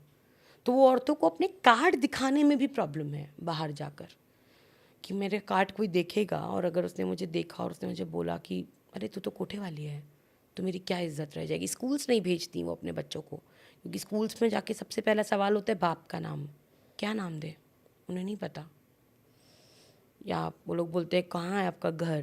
तो मेरा एक बच्चा मेरे पास आया, वो 14-14.5 साल का था, बहुत ब्राइट बच्चा, और मुझे आके उसने अपना स्कूल बैग डोनेट कर दिया। ही सेड ये मेरा बैग आप रख लो। मैंने कहा क्या करूँगी मैं इसका, तो जो छोटे बच्चों को आप पढ़ा रही हो ना उनके लिए रख लो। तो ऐसे तेरा, मैं नहीं जाऊँगा अब स्कूल में वापस। मैंने कहा क्यों? आज सारे लड़कों ने मुझे बोला डी का बच्चा है, कोठे में रहता है, मैं अब स्कूल में कभी वापस नहीं जाऊँगा। उस बच्चे की गलती है क्या? उस माँ की गलती है क्या? जिसकी गलती है वो देख ही नहीं रहा है। तो और वहाँ पे ये रोज़मर्रा की कहानियाँ हैं, ये एक बच्चे की कहानी नहीं है, ये हमारे हर बच्चे की कहानियाँ हैं। सेक्स वर्कर बढ़ रहे हैं, घट रहे हैं? अगर हम कोठे में देखें तो कोठे में धंधा कम हो रहा है, ऐसी ही मेरी सारी औरतें बोलती हैं कि पहले तो बहुत लोग आते थे, एक एक दिन में 50-50 क्लाइंट्स भी अटेंड करे हैं लड़कियों ने। आज की डेट में ऐसा भी होता है कि 4 क्लाइंट करने के लिए भी वो काफ़ी उनको दिक्कतें होती हैं, और अगर क्लाइंट अटेंड नहीं होंगे तो खाना नहीं मिलेगा। तो ये भी शर्तें रखी जाती हैं उनके ऊपर। तो इस तरीके से यानी कोठों में अभी सेक्स वर्क कम हो रहा है, बट क्योंकि ऑनलाइन चीज़ें बहुत अवेलेबल हो गई हैं, बहुत सारी ऐप्स आ गई हैं, तो सेक्स वर्क कम हो रहा है मैं ये नहीं बोलूँगी। मगर कोठों में अब लोग कम जा रहे हैं, नहीं जा रहे हैं ये भी नहीं बोलेंगे, बट कम जा रहे हैं कंपैरेटिवली टू आज से 15 साल पहले। तो ये कोठों का जो ऑनलाइन ट्रांसफॉर्मेशन हुआ है, ये कैसे हुआ है और कितना ये उनको परेशान करने वाला, और ये नया वर्जन क्या है? क्योंकि आई एम श्योर इनमें भी लोग परेशान होते होंगे। मतलब बिल्कुल है। जैसे मान लीजिए अगर ऑनलाइन हमारी ही कोई दीदी है जिनका इंस्टाग्राम चैनल बहुत चल रहा है और वो इंस्टाग्राम पे बहुत एक्टिव है और वो क्लाइंट्स को अटेंड करने के लिए जा रही है, ऑनलाइन ये कैसे सिस्टम बदला, क्या है ये मतलब? क्योंकि अभी सब कुछ तो ऐप्स में बहुत ज़्यादा आ गया ना। तो अगर आप देखेंगे तो बहुत सारी हुकिंग ऐप्स भी बन चुकी हैं, तो वहाँ पे ही अवेलेबल हो रही हैं चीज़ें। Some are paid where you have to pay, but some are just optional. And also अगर हम देश में देखेंगे तो सेक्स को लेके डिस्कशंस पहले से तो काफ़ी बड़ी ही हैं, ओपननेस बड़ी ही है। तो आई थिंक उसकी वजह से भी बहुत सारी चीज़ें अब जीबी रोड पर बहुत लोगों को जाने की ज़रूरत नहीं पड़ रही है, because they are already getting what they want otherwise, maybe in colleges, in schools. अभी बहुत सारी लड़कियां कॉलेजेस में भी ऑप्ट करने लग गई हैं सेक्स वर्क को by choice in some cases, but in some cases by force also. Like for an example, they want to continue studying, they want to fund their studies, तो they will go into this field. तो अभी मतलब मैं आपको बता रही हूँ ना कि अभी कोठे सिर्फ रेड लाइट एरियाज में नहीं रह गए हैं। कॉलेज प्रोस्टिट्यूशन क्या है ये? जैसे कॉलेज की लड़कियां हैं यंग, तो in colleges also these options are there, so some girls are there. आप अगर कभी भी देखेंगे तो आपको शायद मेट्रो स्टेशन के टॉयलेट्स के डोर के पीछे भी लिखा होगा ना, if you want a girl call up here. आपको कॉलेजेस के टॉयलेट्स में भी दिखेंगी ऐसी सब चीज़ें। If you want to have a one night fun then call up at this number. ये सब क्या है? ये सब एक तरीके का सिस्टम ही तो बन रहा है, that there is a man और there is a whole system जहाँ पे वो लोग लड़कियों को बोलते हैं that if you want to do this come and join our gang, and then some women comes into it. For an example, कुछ लड़कियों को चीट करके, कुछ लड़कियों को झूठ बोलकर इसका पार्ट बना लेते हैं, कुछ लड़कियों को बताकर इसका पार्ट बना लेते हैं, but in any case they are making them a part of this whole system where they are going to sell their bodies for money in return, and it's not always it's not always a रोजी and beautiful journey. Like मैं US गई थी और आपने शायद Reno का नाम सुना होगा. That's considered as mini Vegas. So I met this woman there. मैं रात में पुलिस के साथ पुलिस की गाड़ी में पूरी रात रेकी कर रही थी. तो बहुत खूबसूरत लड़की, बहुत ही सुंदर. She was wearing a beautiful dress and we went up to her to ask her if everything is fine, and she looked so confident. Yeah, everything is just perfect and I'm fine and I'm taken care of and there's nothing to worry about. That's what she told the policeman. Next morning मैं उस NGO के लोगों के साथ phone आया उन लोगों के पास that there is a girl who is in need. I went there and she was the same girl in a, मतलब उसकी जो कंडीशन थी अगले दिन मैं पहचान नहीं पाई कि वही लड़की है. एकदम उलझे हुए बाल, फटे हुए कपड़े. उसका कमरा जब मैंने जाकर देखा तो मेरे पास कुछ खाने का सामान था और वो हमारी गाड़ी में आकर बैठी और मैंने उसको वो ऑफ़र करा. उसने एकदम पकड़ के खा लिया. एंड फिर मैंने उसे इवेंचुअली थोड़ी देर के बाद, आधे पौने घंटे के बाद पूछा, बट रात को तो तुम बोल रही थी कि सब कुछ परफेक्ट है एंड अभी तुम्हारी हालत देखकर तो उसने मुझे बताया कि जब आप रात को मुझसे बात कर रहे थे तो मेरा पिम्प ऊपर खड़ा था और अगर मैं तब आपको कुछ भी बोलती क्योंकि आप पुलिस के साथ थे तो वो वहीं से ही मेरे को कंट्रोल कर रहा था. And they have tattoos on their bodies. उनके यहाँ थाइस पर वो लोग, जैसे हम गाय भैंसों को टैटू लगाते हैं ना, आग जलता हुआ, वो उस तरीके से स्टैम्प करते हैं उन लड़कियों को. सो वो लड़कियाँ चाहकर भी बॉर्डर नहीं क्रॉस कर सकती हैं, वो चाहकर भी नहीं भाग सकते. ये मैं आपको यूएस की बात बता रही हूँ. तो इंडिया में तो उनको टैटू करने की ज़रूरत ही नहीं है. उनको पता होता है, इतने दलाल नीचे घूम रहे हैं जीबी रोड पे कि अगर कोई लड़की आपको भागते हुए किसी लड़की का पता चल गया तो वो लड़की नहीं जा पाती ज़्यादा दूर तक, रेलवे स्टेशन तक मैक्सिमम. उसके बाद उसको पकड़ कर ले आते हैं. ये रेलवे स्टैंड, बस स्टैंड, हर पब्लिक प्लेस पे होंगे ये? बिल्कुल, ये हर जगह है. हमारे देश का एक डेटा ये कहलाता है कि हर 7 मिनट पे एक लड़की उठती है हमारे देश में. Every 7 minutes a girl is picked up. जितनी देर में हमारा पॉडकास्ट चल रहा है उतनी देर में शायद ऑलमोस्ट 7 लड़कियां उठ चुकी होंगी अलग अलग शहरों से और ट्रैफिक्ड हो चुकी होंगी. और इन सब का इस्तेमाल सेक्स ट्रैफिकिंग में ज़रूरी नहीं है, बहुत अलग अलग टाइप्स के ट्रैफिकिंग्स भी हैं. बट हाँ, ह्यूमन ट्रैफिकिंग तो हो ही रही है. उसकी ज़िंदगी अब उसकी नहीं रही. Now it's she is being sold. उसका पैसा मिल रहा है किसी और को और अब उसको जो चाहते हैं वो करवा सकते हैं. सपोज मान लो कोई बच्ची आपको देख रही हो और वो इसमें फंस गई हो. मोबाइल आज सभी के पास है, हो सकता है कोई शायद आपको सुने, हिम्मत आए. इस प्रोसेस में इन्वॉल्व होने के बाद कैसे निकल सकते हैं, या ये ऐसा दलदल है जहाँ फंस गए तो फिर निकल नहीं सकते? एक्चुअली ऐसा, जैसे हमारी खुद की ही एक बच्ची है और वो बेड़िया कम्युनिटी से ही है. तो हमने उसको, हमारी लाइफ में आ गई थी जब वो 8 साल की थी. तो जब वो 11 साल की हुई तब तक उसको ये सब बातें पता थी. So awareness is a very big, I would say it's a blessing. जब वो 11 साल की हुई और उसको उसके गांव लेकर गए, उसको बोला गया धंधा करेगी या शादी करेगी, तो उसने बोला मुझे तो पढ़ना है. सो उन्होंने बोला ये ऑप्शन नहीं है. तो she called me and she said मुझे यहाँ से निकालो, मुझे नहीं पता कैसे. अब हमें उसके गांव का कुछ नहीं मालूम है, बट ये मालूम था कि चाहे कुछ भी हो जाए इन दोनों बहनों को निकालना है. सो फिर वी ऑल्सो डिड एवरीथिंग. वहाँ की पुलिस, वहाँ की सरकार. एंड कभी कभी ऐसा होता है ना लाइफ में कि आपको अच्छे लोग ही मिलते चले जाते हैं जो जेन्युइनली चाहते हैं कि ये ना हो. तो हमें भी ऐसे ही लोग मिलते चले गए. एंड वो लड़की बहुत स्ट्रांग थी. उसने अपनी लोकेशन, अपने फ़ोन को बार बार अपनी मम्मी से चोरी छिपे फ़ोन करती थी, हमें मैसेजेस कर देती थी, अब मैं यहाँ हूँ, अब मैं यहाँ हूँ. हमने उसका फ़ोन टैप करवा दिया तो हमें पता चलता रहा उनकी लोकेशन कहाँ पर है. उसको हमने मैसेजेस में ही बोल दिया just be ready, the moment anybody comes into your village उनकी गाड़ी में जाके बैठ जाना, डोंट आस्क एनी क्वेश्चन. तो ये सब कुछ उस बच्ची ने बहुत स्मार्टली करा. And she was out. There was another girl जो जीबी रोड पर इसी तरीके से आई थी, पढ़ी लिखी लड़की थी. And she also took some customers phone और उसने फ़ोन कर दिया. और उसके पापा काफ़ी रिच एलीट, मतलब काफ़ी रिच लोग थे वो लोग. रात, आज तक उससे बड़ी रेड नहीं हुई कभी जीबी रोड पर. रात रात में, मैं ऐसा मुझे बताते हैं कि वो साउथ की पुलिस आई थी और उन्होंने पूरा जीबी रोड एकदम पूरे तरीके से सील कर दिया कि कोई भाग ही नहीं सकता है. अदरवाइज़ क्या होता है जीबी रोड पे, मान लीजिए अगर खबर मिली कि रेड पड़ रही है तो कोठों में ऑलरेडी खबर पहुंच जाती है पहले ही. पुलिस वालों के अंदर ही अंदर के लोग, मालिक वालिक सब जुड़े हुए होते हैं, तो खबर पहुंच जाती है इस कोठे में रेड पड़ने वाली है. तो वो लड़की को अंदर ही अंदर तो हर एक कोठे कनेक्टेड है अंदर से, काफ़ी सारे, तो सुरंगें बनी, जैसे ये आपका डक्ट है तो ऐसी सुरंग होगी, डक्ट के अंदर अंदर से वो निकाल कर लड़की को कहाँ निकाल कर ले जाएंगे आपको पता ही नहीं चलेगा। But in that one red उन्होंने पूरा जीबी रोड सील कर दिया। किस साल की बात है ये? आई थिंक 2015-16 की बात है ये।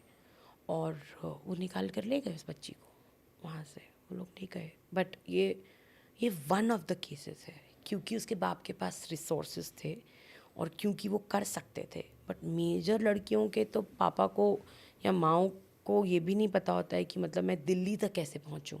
उनके पास इतने भी पैसे नहीं होते हैं कि वो बस की या ट्रेन की टिकट लेकर दिल्ली तक आ जाएं या बॉम्बे चले जाएं। उनको पता ही नहीं होता है कि कहाँ है तो हमारा ये बच्चा। ज़्यादातर लड़कियां जो दिल्ली में जीबी रोड पे इन्वॉल्व है, ये गरीब घराने की हैं मैक्सिमम।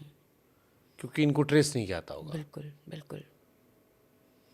इनकी फ़ोटो लगी होती है पुलिस स्टेशन के बाहर, नॉट इनकी बट बहुत लड़कियों की ना। मिसिंग गर्ल्स तो हमारे यहाँ पे है ही बहुत ज़्यादा, उनमें से काफ़ी लड़कियाँ हैं कोठों के अंदर। सेक्स वर्कर जरूरी है सोसाइटी के लिए? मतलब क्यों ज़रूरी है आप मुझे ये बताइए। मैं पूछ रहा हूँ क्वेश्चन। नहीं, बिल्कुल भी नहीं। क्यों? मतलब हमारी दीदी भी अक्सर ये बात बोलती हैं कोठों पे, जब मैं जाती हूँ और जब उनके साथ कभी दिल से बात हो रही है तो मुझे बोलती हैं हम ना हो ना तो तुम लड़कियाँ सेफ़ नहीं रहोगी। मुझे नहीं रहना फिर सेफ़। अगर मेरे को सेफ़ रखने के लिए मेरी एक 12 साल की या 11 साल की बच्ची को आप बेच रहे हो और आप उसको पूरी ज़िंदगी मार रहे हो, उसको पीट रहे हो, आपका कोई अंत नहीं है वायलेंस करने का, तो मुझे सेफ़ नहीं रहना। और अगर उन मर्दों से आप मुझे सेफ़ रख रहे हो जिसको हम ईज़िली बोल रहे हैं कि मर्द जाति ऐसी होती है ना, उनको तो चाहिए, उनको अपनी ये लस्ट ख़त्म करने के लिए औरत चाहिए, तो उनको करो ना कोठों में बंद, उनके साथ ये सब कुछ करो ना। उस छोटी बच्ची के साथ क्यों कर रहे हो? तो 12 साल की लड़की, पैदा होती हुई लड़की को आप बेच देते हो। लड़की पैदा हुई है, पता चला लड़की है, मालकिन खरीद लेती है उसी वक्त पे ही।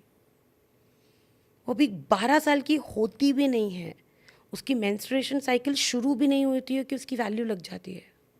उसकी क्या गलती है? उस मर्द की हैवानियत के लिए वो क्यों बैठेगी ना कोठे पे? आई मीन अगर ज़रूरी है तो हम अपने घर में अपने घर वालों को बिठा देते हैं, तो फिर ज़रूरत पूरी हो जाएगी ना। मेरे हिसाब से तो बिल्कुल ज़रूरी नहीं है। बट जैसे एक लॉजिक दिया था कई बार जब हम Sex सेक्स is वर्कर की important. बात करते हैं तो ये होता है कि अगर ये लीगलाइज कर दिया जाए, ख़ास तौर पर जो लीगल सेक्स को मानते हैं कि ऐसी जगह होनी चाहिए, उनका लॉजिक ये होता है कि इससे देश में रेप केसेस कम हो जाएंगे, महिलाओं के शोषण कम हो जाएंगे, जिनको लस्ट होगी वो जाएंगे वहाँ पर पे करेंगे, सेक्स करेंगे और लौट आएंगे, इससे समाज में महिलाएं सुरक्षित हो जाएंगी, ऐसा लॉजिक दिया जाता है। ये लॉजिक तब मुझे समझ में आएगा जब वो लड़की अपनी मर्जी से ये ऑप्शन ऑप्ट करेगी, जब उसको पता होगा कि मैं इस धंधे में जा रही हूँ, ये प्रोज हैं, ये कॉन्स हैं, मुझे कॉन्डम का इस्तेमाल करना है क्योंकि उससे मेरी हेल्थ ठीक होगी। मेरे को मालकिन नहीं बताएगी कि मुझे कॉन्डम यूज़ करना है या नहीं करना है। अगर मुझे कोई बीमारी होती है तो मैं ना बोल सकती हूँ कि मुझे नहीं करनी है, मेरे अधिकार है। अगर हम उस लेवल तक पहुँच सकते हैं अपने देश में, जो मुझे तो नहीं दिख रहा है इन द नियर फ्यूचर, जहाँ पे अभी सुप्रीम कोर्ट ने बोल दिया और इम्प्लीमेंटेशन में ज़ीरो है, अगर हम उस लेवल तक पहुँच सकते हैं तो ज़रूरी है, हमें करना चाहिए लीगलाइज। बट अगर हम उस लेवल तक पहुँच सकते हैं तब, अगर हम ये कर देंगे कि हमने लीगलाइज तो कर दिया लेकिन उसके बाद हमारी इम्प्लीमेंटेशन ज़ीरो चल रही है और आज भी छोटी छोटी लड़कियां बिक रही हैं और उन बच्चियों को पता ही नहीं है कि ये धंधा होता है। उनको ये बताया जाता है कि तो अगर धंधे में जाएगी ना तो तेरे को अच्छे कपड़े मिलेंगे, तेरे को मिठाइयाँ मिलेंगी, देख तेरे को डांस करने को मिलेगा। उनको उसके बाद की कभी कहानी नहीं पता होती है। हमारे ड्रीम विलेज है जो हमारा होम है नोएडा में, तो वो दीदी बताते हैं उनको पोलियो है पैर में and she is my strongest woman.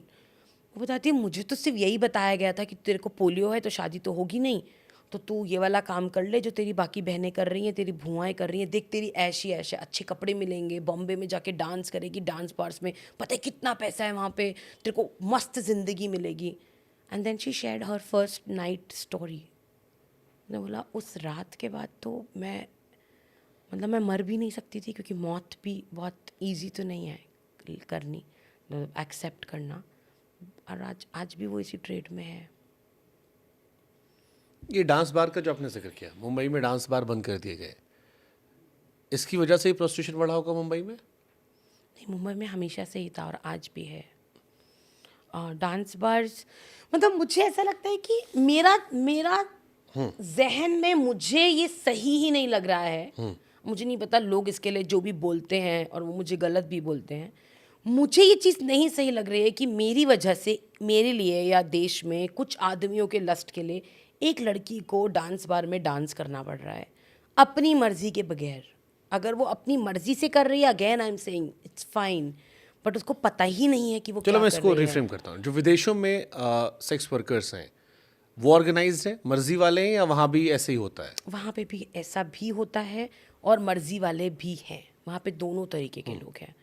हमारे देश में भी मर्जी वाले भी हैं, हमारे देश में भी ऐसी औरतें हैं जो अपनी चॉइस से कर सकती हैं, करती हैं वो ये काम, विच इज़ फाइन। शॉर्टकट पैसा, पैसा अपना घर चलाना है, पैसा चाहिए। ऐसा कॉलेज वाला आपने बताया। कॉलेज वाला बताया, और भी बहुत सारी औरतें हैं जो कि रोज़ सुबह तैयार होकर अपने घर से ये बोलकर निकलती हैं कि मैं दफ्तर जा रही हूँ। उनके ऑटो वाले फिक्स्ड होते हैं, उनकी लोकेशन फिक्स्ड होती है, और उनके हस्बैंड्स को यही पता है कि मेरी बीवी नौकरी पर जा रही है, बट क्योंकि पति कमाकर ला ही नहीं रहा है, कुछ काम ही नहीं कर रहा है, तो वो उस औरत को बाहर निकलना है और उसको और कोई उसको समझ में नहीं आ रहा है और कोई काम करना, उसको यही ऑप्शन दिया गया आसपास की और औरतों ने, तो वो जाते हैं और वो करते हैं। आप जेएनयू के पार्क में जाइए, जेएनयू के जो जंगलों में जाइए, आपको मिलेंगी वहाँ पे औरतें छोटा छोटा अपना एक इतना सा कपड़े का मतलब चुन्नी जितना एक बेड लेकर घूम रही होंगी। बेड मतलब एक छोटा सा चुन्नी जैसा, और वो वहीं पर ही डालकर बैठी होंगी। वहाँ पे आदमी जाते हैं, तो वो फिर भी अपनी चॉइस से कर रही हैं।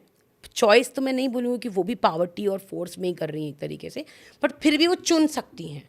पर कोठे में तो वो चुन ही नहीं सकती ना। कोटे में भी मैं बीच में हम लोग नाइट वॉक्स करते हैं कि रात को हम जीबी रोड पर जाते हैं, क्योंकि रात में बहुत सारी ऐसी दीदियाँ मिलती हैं जो दिन में सो रही होती हैं। तो एक दीदी थी and she was 9th month pregnant, and I asked, and she was standing down stairs waiting for the clients, and I said तेरी हालत है? तो उसने बोला खाना नहीं देगी ना मालकिन, सोए नींद ही नहीं आएगी, बिना खाने के भूख लगती रहेगी मेरे को और बच्चे को। और उससे खड़ा नहीं हुआ जा रहा था, बट खाना तो ज़रूरी है ना, तो इसलिए वो खड़ी हुई थी नीचे। तो वहाँ पे चॉइस नाम की कोई चीज़ नहीं है।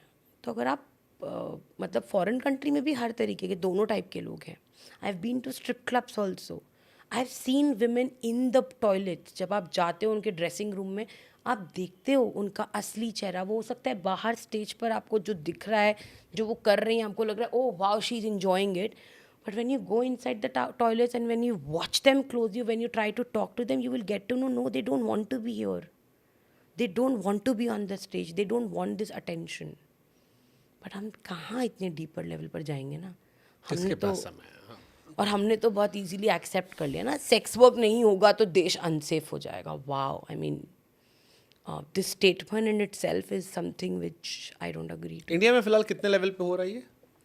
कितने लेवल पे हो रहा है? हाँ, जैसे आपने कहा स्कूल को कॉलेजेस में शुरू हो गया है। एक हम बात करें जीवी रोड जैसा जगह है, नोएडा में हम जाते हैं, कई बार रातों में हमें लोग दिखा, हर शहर में दिखाई पड़ते हैं। इनफैक्ट आप बिल्कुल, किसी भी शहर में जाओगे सड़कों पर दिखाई पड़ते हैं। कई बार फिल्म इंडस्ट्री या बॉलीवुड इंडस्ट्री का भी जिक्र होता है। कितने लेवल पे? मुझे तो लग रहा है हर लेवल पे है ना। पॉलिटिशियंस के लेवल पर अगर आप देख लो, आप बॉलीवुड में देख लो, आप स्कूल्स में देख लो, कॉलेजेस में देख लो, प्रोफेसर्स के बीच में देख लो, कॉलेजेस में, आप कहीं पर भी देख लो, तो सेक्स वर्क तो एक तरीके से ओल्डेस्ट प्रोफेशन है हमारे हिस्ट्री का, है ना। तो सेक्स वर्क तो तब से ही चल रहा है, आज कोई नया चीज़ तो है नहीं है। तो ये तो हर लेवल पर ही है। तो जैसे आप हील करें, आप लोगों की हेल्प करने आते हो अपने एनजीओ के थ्रू, तो एक तो हो गया जीबी रोड पे आपने हेल्प की, इसके अलावा और कहाँ कहाँ की महिलाएं आपको मिली हैं? नहीं, हमारा जो मेजर फोकस है, तो मैं जाती हर जगह के, मैंने ऑलमोस्ट सारे रेड लाइट एरियाज में गई हूँ। वहाँ की एनजीओज़ के साथ हमारा कोलैबोरेशन है, बट अभी हमारा जो मेन फोकस चल रहा है पिछले 14 सालों से, वो जीबी रोड के कोठों पे ही चल रहा है। बाकी अगर एनजीओज़ हमारे पास कोई लड़की भेजते हैं, वो बोलते हैं कि हम चाहते हैं कि दिल्ली में आपके पास रहे, ये सीखे, सो मोस्ट वेलकम। बट हमारी टीम अभी उतनी बड़ी नहीं है कि हम और जगह पर जा पाएँ और अपना बट आई एम श्योर आप लोग भी फॉलो करते होगे बाकी एनजीओज़ को या बाकी लोगों को, या आप इंटरकनेक्टेड होगे आपस में। तो और किस लेवल पे आपको किससे कहानियां सुनाई पड़े? कभी कोई बॉलीवुड का किस्सा, टीवी का किस्सा, या किसी ऑफिस का किस्सा, ऐसा कोई भी सुनाई पड़ता है? ऑफिस के किस्से तो हाँ, जैसे हमें ये भी बताया जाता है, कुछ दीदियाँ ये भी कहानियाँ बताती हैं कि जब रेड पड़ती है और जब उनको नारी निकेतन में डाल दिया जाता है, तो नारी निकेतन से रात रात में उनको भेजा जाता है अलग अलग मिनिस्टर्स के पास, बड़े बड़े लोगों के पास। तो वो किस्से ज़रूर सुने हैं कि वो दीदियाँ बताती हैं कि रात को आती है जो भी वहाँ की अंदर की वार्डन होती है, She picks up a woman, she dresses her up, she gives her some pills to eat so that वो अपना लूज कर दे अपने आप को पूरे तरीके से, and then she makes her sit in the car of some politician, some MLA, and then और नेक्स्ट मॉर्निंग वो वापस आ जाती है. तो ये नारी निकेतन की कंडीशन बता रही हूँ मैं आपको. जहाँ सुधार के लिए भेजे गए हो. एग्जैक्टली जो सेफ होम्स हमने बना रखे हैं हमारे देश में. So it's like everybody is involved, या बट सबने आंखें फेर रखी हैं. कोई देखना ही नहीं चाहता इस सड़क के ऊपर. ऐसा बोलते हैं कि वोट बैंक्स आपके ख़त्म हो जाएंगे. मैं तो I am just waiting for any daring politician to come up and say कि मैं काम करूँगा रेड लाइट डिस्ट्रिक्ट्स के लिए. दिल्ली में महिला मुख्यमंत्री भी कई सारी रही हैं, अभी भी आई हैं, इससे पहले भी थी. कभी किसी ने नहीं कोशिश की? मैंने तो नहीं देखा, ना ही मेरी औरतों ने देखा है. आप लोग गए, जैसे भी रेखा जी आई हैं? अभी तक तो नहीं मिली हूँ मैं उनसे, बट हाँ मिलने का प्लान तो है in the near future, but अभी तक तो मुलाकात नहीं हुई है. ऐसे मामलों को लेकर सार्वजनिक बयान कभी कोई देते हैं नेता लोग? मैंने तो नहीं सुना है. आपने सुना है?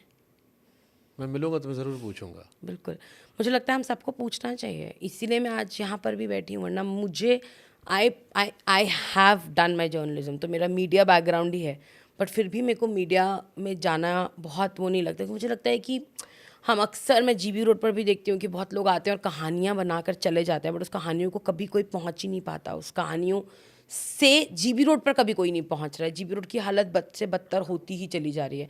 तो मेरा भी बहुत हद तक विश्वास हट चुका है ये सब चीज़ों में, but now started coming back because मुझे लगता है कि कहानियाँ बाहर जानी बहुत ज़रूरी है. उन कोठों की दीवारें इतनी स्ट्रॉन्ग हैं कि वहाँ की चीखें बाहर ही नहीं जा रही हैं.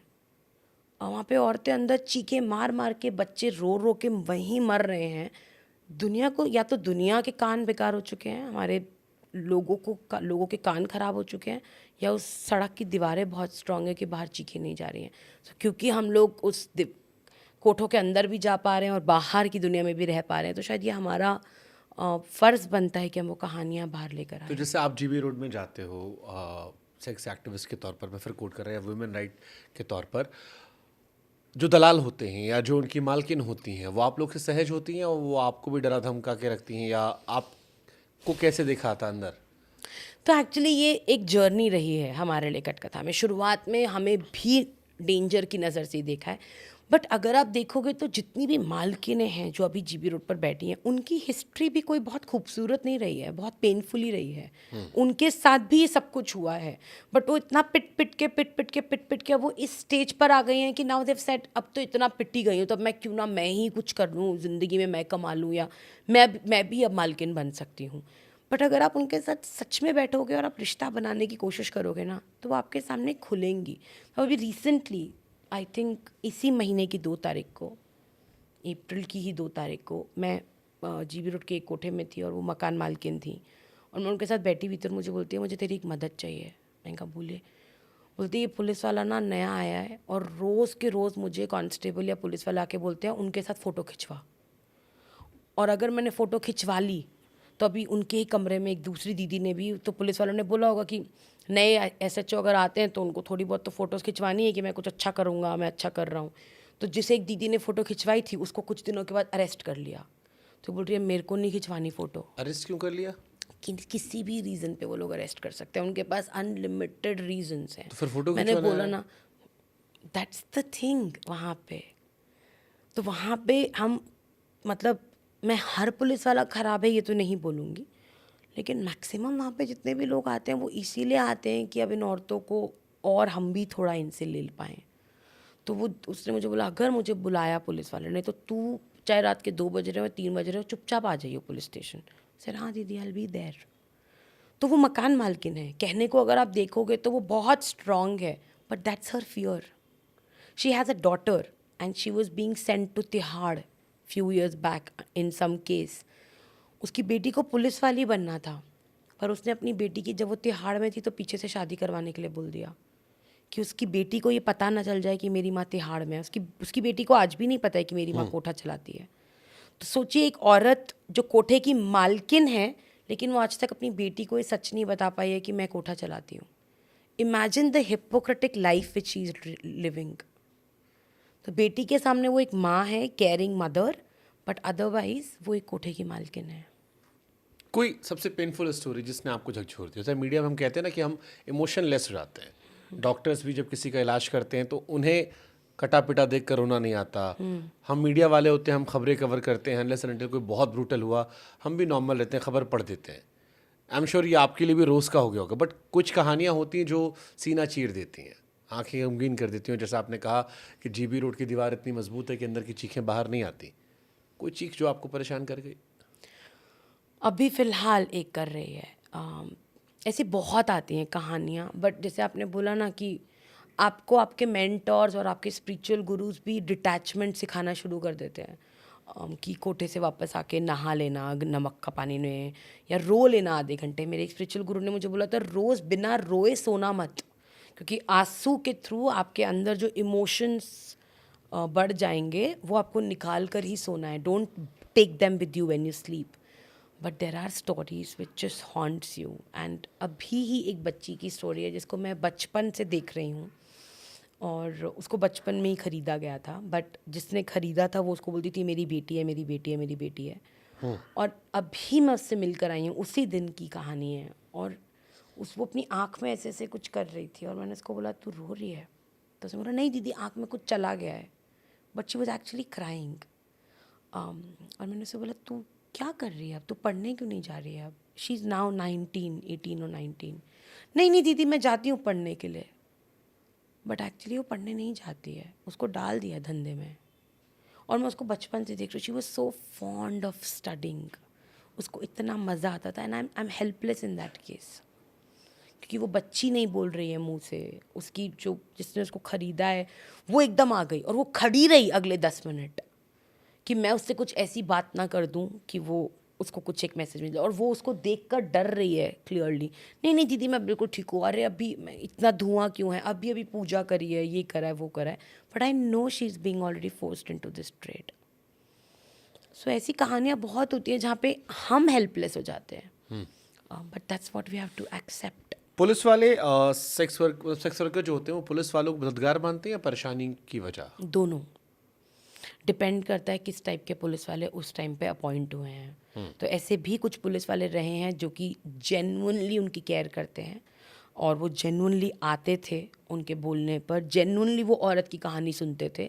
बट ऐसे भी पुलिस वाले हैं जो सिर्फ और सिर्फ पैसा देकर यहाँ पर आते हैं। कमला मार्केट के पुलिस स्टेशन की वैल्यू भी बहुत अच्छी है, पैसा देकर आते हैं और उनको ये मकसद होता है कि मुझे अपने पैसे को 4 गुना करके निकलना है। तो ऐसे भी पुलिस वाले हैं। कितना आता होगा हफ्ता, महीने का पैसा पुलिस स्टेशन? हर कोठे का अलग है, कुछ कोठे से 20,000 रुपये जाता है, कुछ कोठों से 1 लाख रुपये जाता है, कुछ कोठों से 2 लाख रुपये जाता है।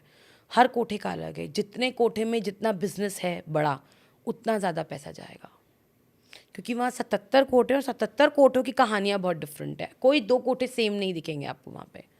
किसी कोठे में जहाँ बहुत छोटी लड़कियाँ, वहाँ पैसा ज़्यादा जाता है, तो वहाँ पे पुलिस वालों की ज़्यादा सपोर्ट की ज़रूरत है, क्योंकि छोटी लड़कियाँ तो वहाँ रेड्स नहीं पड़नी चाहिए। कुछ कोठे ऐसे हैं जहाँ पे बूढ़ी औरतें हो चुकी हैं, अभी वो देर ऑल इन देयर 40s, तो वो अपने हिसाब से कमरा चला रही हैं, उन्होंने अपने दलाल रखे हुए हैं, तो वहाँ पे उनको इतनी ज़रूरत ही नहीं पड़ती, क्योंकि सभी एजेड हैं, सभी के सभी उनको पकड़ कर भी लेकर जाते तो वो बोलते हैं हाँ मैं तो अपनी मर्ज़ी से काम कर रही हूँ। तो वो कोर्ट में भी जाके बोलेंगे मैं तो अपनी मर्ज़ी से काम कर रही हूँ। तो वहाँ पे रेड्स मारने का कोई इतना पॉइंट ही नहीं है। ले जाओ पकड़ के, क्या ही होगा, आपको छोड़ना ही पड़ेगा कुछ टाइम के बाद। थोड़ा मार लोगे, थोड़ा पीट लोगे, थोड़ा पैसा ले लोगे, पर फिर तो छोड़ ही दोगे। बट जिन कोठों में ज़्यादा रिस्क है, वहाँ से ज़्यादा पैसा जाता है। और ये पैसा नेताओं तक भी जाता होगा? बिल्कुल। हमारी one of the largest economy, I think this is our second largest economy in the country, sex trade से जो पैसा जाता है। तो इकोनॉमी के लिए तो ये बहुत बड़ा अमाउंट है। लेकिन वोट मांगने नहीं आते होंगे? नहीं, मैंने कभी नहीं देखा। एक बारी आग लगी थी तो कुछ लोग आए थे, बट उसी रात में 2-3, मतलब मुझे कोविड के टाइम की बात है ये, पीक कोविड के टाइम की, और थोड़ी देर के लिए आए और उन्होंने देखा अच्छा आप लोग पहुंच चुके हो, ठीक है आपने इनके रहने का इंतज़ाम कर दिया, ठीक है हम खाना भिजवा देंगे। 1 time meal they have sent for sure, 1 time. और वो औरतें वहाँ पे ऑलमोस्ट आई थिंक 1 हफ्ता रही हैं उस शेल्टर जैसी जगह पे। कोविड में मैंने नहीं देखा वहाँ पे ज़्यादा सरकार को।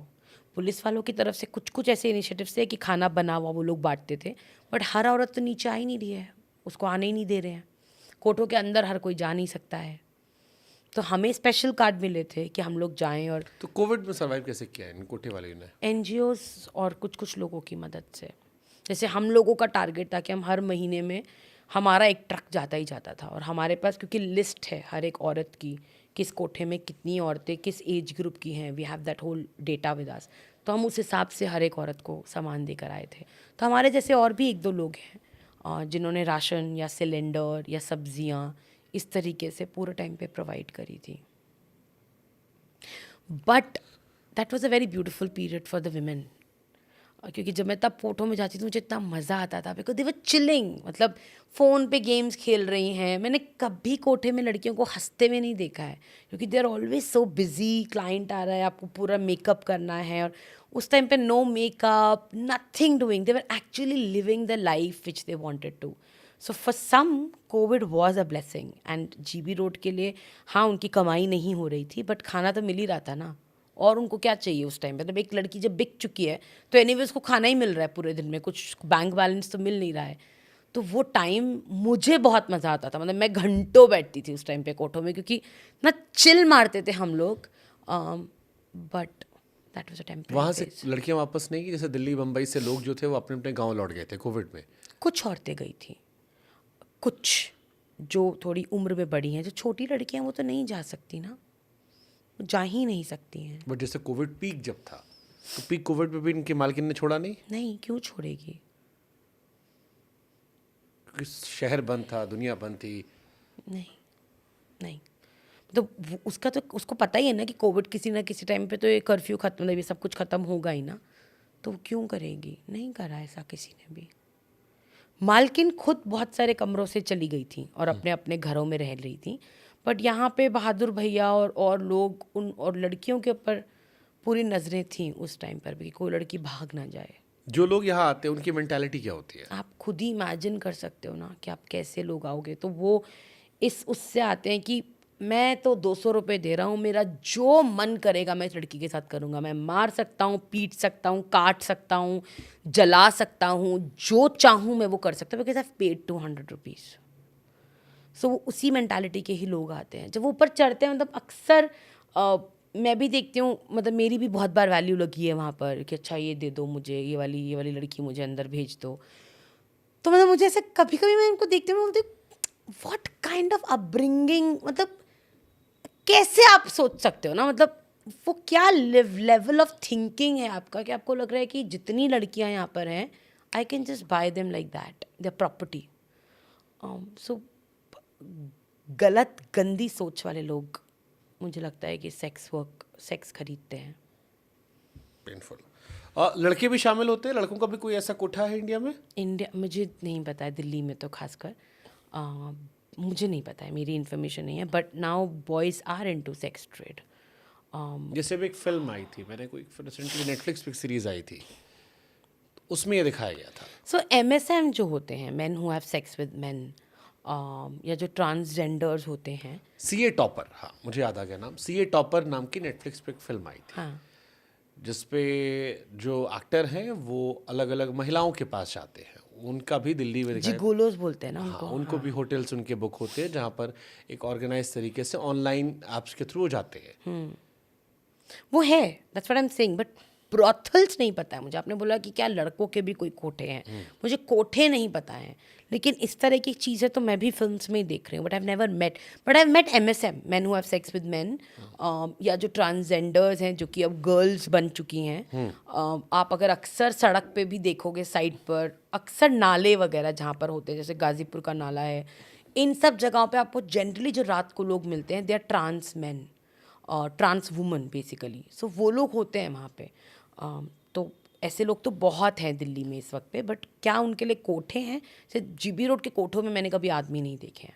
वहाँ ट्रांस वुमेन भी नहीं नहीं, होती? वहाँ ट्रांस वुमेन भी नहीं होती है। वहाँ पे सिर्फ एक ग्रुप ऑफ ट्रांसजेंडर, मतलब एक ग्रुप ऑफ यूनक्स आता है, but only to bless and take the money. But वहाँ पे मैंने कभी लड़कों का सेक्स वर्क होते भी नहीं देखा है। वहाँ पे लड़के दलाल बनते हैं। तो जो बच्चा, अगर मान लीजिए माँ का बेटा है, बेटी को तो सेक्स वर्क में डाल देते हैं, लेकिन अगर बेटा है तो वो दलाल बन जाता है। तो वो जब उसकी उम्र पहुंचती है 9 या 10 साल की, वो तब तक वो नीचे चला जाता है अपनी माँ के लिए क्लाइंट लेने के लिए। तो वो बोलता है इतने साल किया, इतने साल किया, चलेगा चलेगा चलेगा, and then by the time he is 14-15 वो खुद बहुत बार सेक्स कर चुका होता है, उसका कोठे में अलग अलग गर्लफ्रेंड्स बन चुकी होती हैं। 15-16 साल के लड़के का तो बच्चा पैदा हो चुका है, हो जाता है मोस्टली, बट पढ़ाई बहुत डिफरेंस कर रही है। लाइक व्हेन कट्टत है एंटर, तो हम लोग उसी टारगेट पे काफ़ी फोकस करते हैं। तो अब जो हमारे जितने भी बच्चे हैं, there all out of this trade, not into dalal, not into alcohol, not into drugs, and they are doing something really great in life. तो कोई वही मैं ऐसी बोल रही हूँ स्टोरी कि जो इंस्पिरेशनल लगती है आपको वो कोठे से निकलकर? बहुत सारी स्टोरीज़ हैं। लाइक हमारा एक बच्चा है नोएडा में ही, एक बहुत ही ब्यूटीफुल एकेडमी है, मैं उसका नाम नहीं लूँगी क्योंकि अब उस बच्चे को लगता है कि वो मेरी हिस्ट्री हो गई है और मैं अब उस आइडेंटिटी के साथ नहीं जाना चाहता हूँ लाइफ में।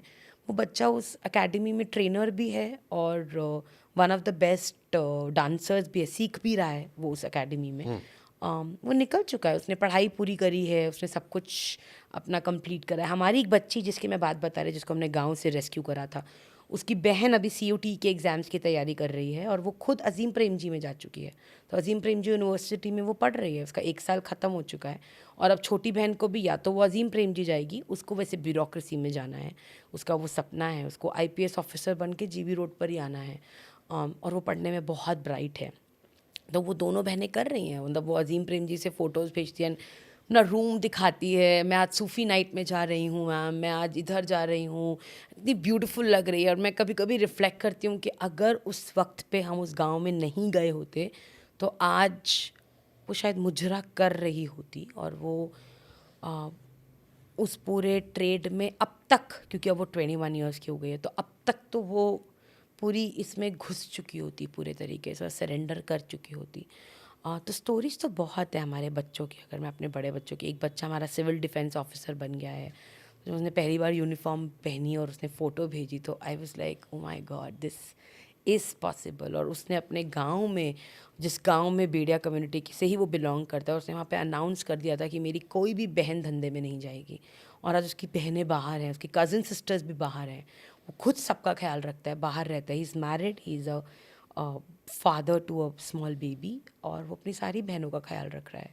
सो एजुकेशन, और अगर हम वहाँ पर, हम बोल देते हैं अक्सर कि उन्हें तो आदत पड़ चुकी है ना धंधा करने की, अब आप उनको बाहर भी निकालोगे तो वो निकलेंगी नहीं, वो सस्टेन नहीं होंगी। तो मैं सुन रही हूँ पहले दिन से, 14 सालों से। बट आइए ड्रीम विलेज और देखिए, उन औरतों को मौका दोगे तो वो दुनिया इधर से उधर करने को। जो पोलियो वाली मैं औरत की बात बता रही हूँ, she recently completed her training with Haldirams as a chef.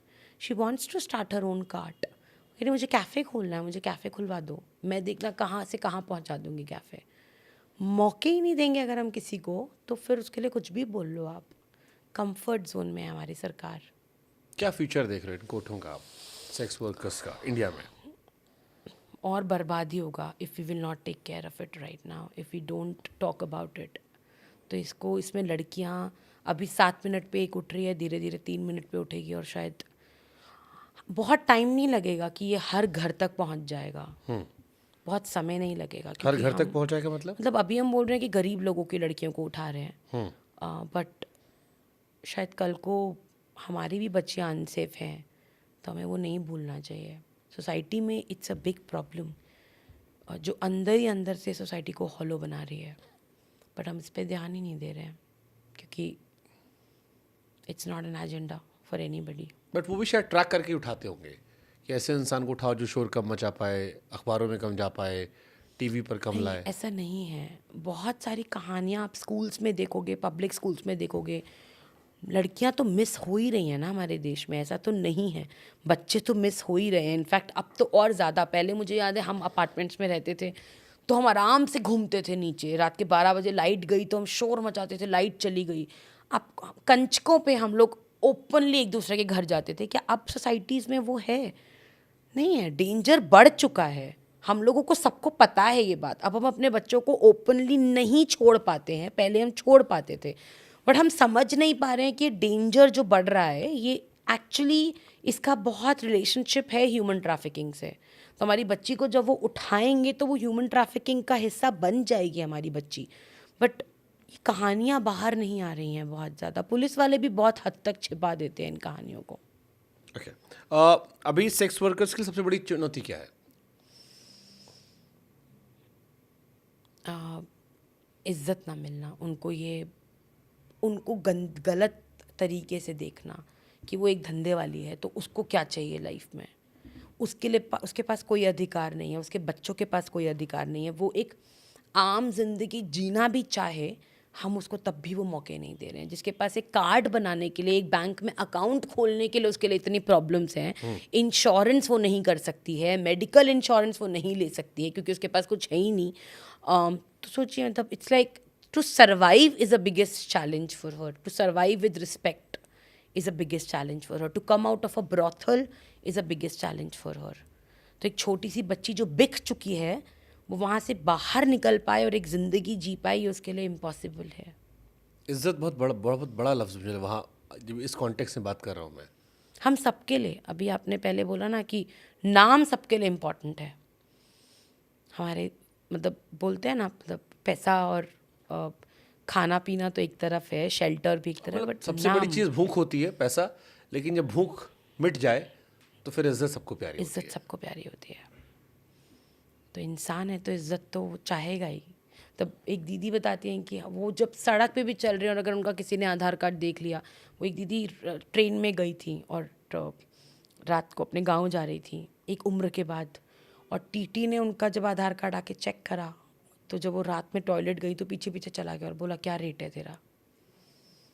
And she was ashamed at that moment. She was angry and she was helpless and she was ashamed कि मैं हर जगह रेट टैग तो नहीं लग सकता मेरे ऊपर, बट क्योंकि जीबी रोड लिखा है उसके आधार कार्ड पे, तो रेट टैग तो उसके साथ ही चल रहा है। तो इज्जत बहुत बड़ी चीज़ है और वो ये चाहती हैं तो हमारी अक्सर दीदियों से जब हम अभी बात करते हैं कि एक चीज़ जब तुम्हारी ज़िंदगी में बदलाव आए, तो बोलती है, तो छोटे छोटे प्रोडक्ट्स बनाती हैं। तो जब कोई हमारे प्रोडक्ट को देख कर सुंदर बोलता है ना, तो हमें लगता है कि ये कोई सपना पूरा हो गया हमारा, क्योंकि आज तक हमें ये बोला गया था कि तुम सिर्फ और सिर्फ सेक्सी कर सकती हो, एक आदमी को सेटिस्फाई कर दो, this is what you can do, that's it. But अब जब हम चीज़ें बनाते हैं और लोग उसकी तारीफ़ करते हैं, और जब आप लोग हमारी कहानियाँ इतने प्राउडली बताते हो, तो हमें ज़िंदगी में लगता है this is it, we don't want anything else. So सबकी ज़िंदगी के अलग अलग संघर्ष होते हैं। बिल्कुल।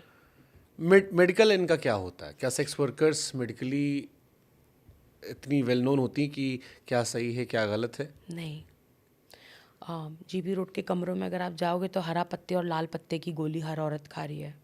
हर बीमारी का इलाज हरे पत्ते की गोली है। क्या है ये हरा पत्ता? सैराडॉन, समटाइम्स कोई pain killer, and that's it. और जब वो, तो एक कहानी, मतलब एक बारी मैं ही एक कोठे में थी और एक कोठे से मुझे फ़ोन आया रात को 11 बजे के आसपास कि ये 2 औरतें हैं, मतलब एक औरत है और मरने वाली है, तो तू इसको ले जाए यहाँ से, किसी हॉस्पिटल में इसका इलाज करवा दे। तो मैं अगले दिन सुबह सुबह पहुँची वहाँ पे 7 बजे, और वो औरत बिल्कुल पतली, एकदम बिल्कुल जैसे उनके बॉडी में जान नहीं होगी। She was lying on the bed, और उनकी बेटी भी वहीं पर ही थी, और उनकी बेटी ने बोला, दीदी आप मेरी मम्मी को बचा लो किसी तरीके से। तो मैं उसको लेकर आने लगी हॉस्पिटल अपने कंधे पे डालकर, तो पीछे से आवाज़ आई, बेटी भी मरने वाली है, इसको भी ले जा। सो मैं दूसरे दोनों को अपने कंधों पे लेकर कोठे से नीचे उतरी, रिक्शे वाले की मदद ली, उसने उन दोनों को और मुझे रिक्शे में उन दोनों को बिठाने की कोशिश करी। हॉस्पिटल गई, and they were scared of going in the hospital, क्योंकि उन्होंने बोला कि वहाँ जाते ही मुझसे पूछेंगे तू क्या करती है। तो ऐसा like I am there, so don't worry. So मतलब, and when we entered there, the Didi was at the last stage of her HIV and TB, and the girl was also at the last stage of TB, and she was 15 years old.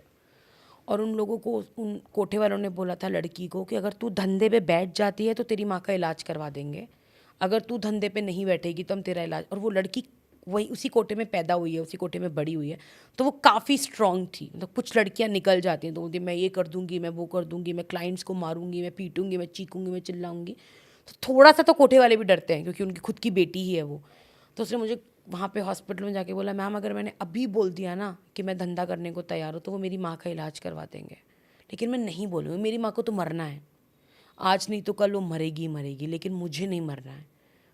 तो मतलब वो औरतें hospital जाने से डरती हैं। Hospital में अगर वो जाती हैं तो उनसे पहला सवाल पूछा जाता है तुम क्या करती हो।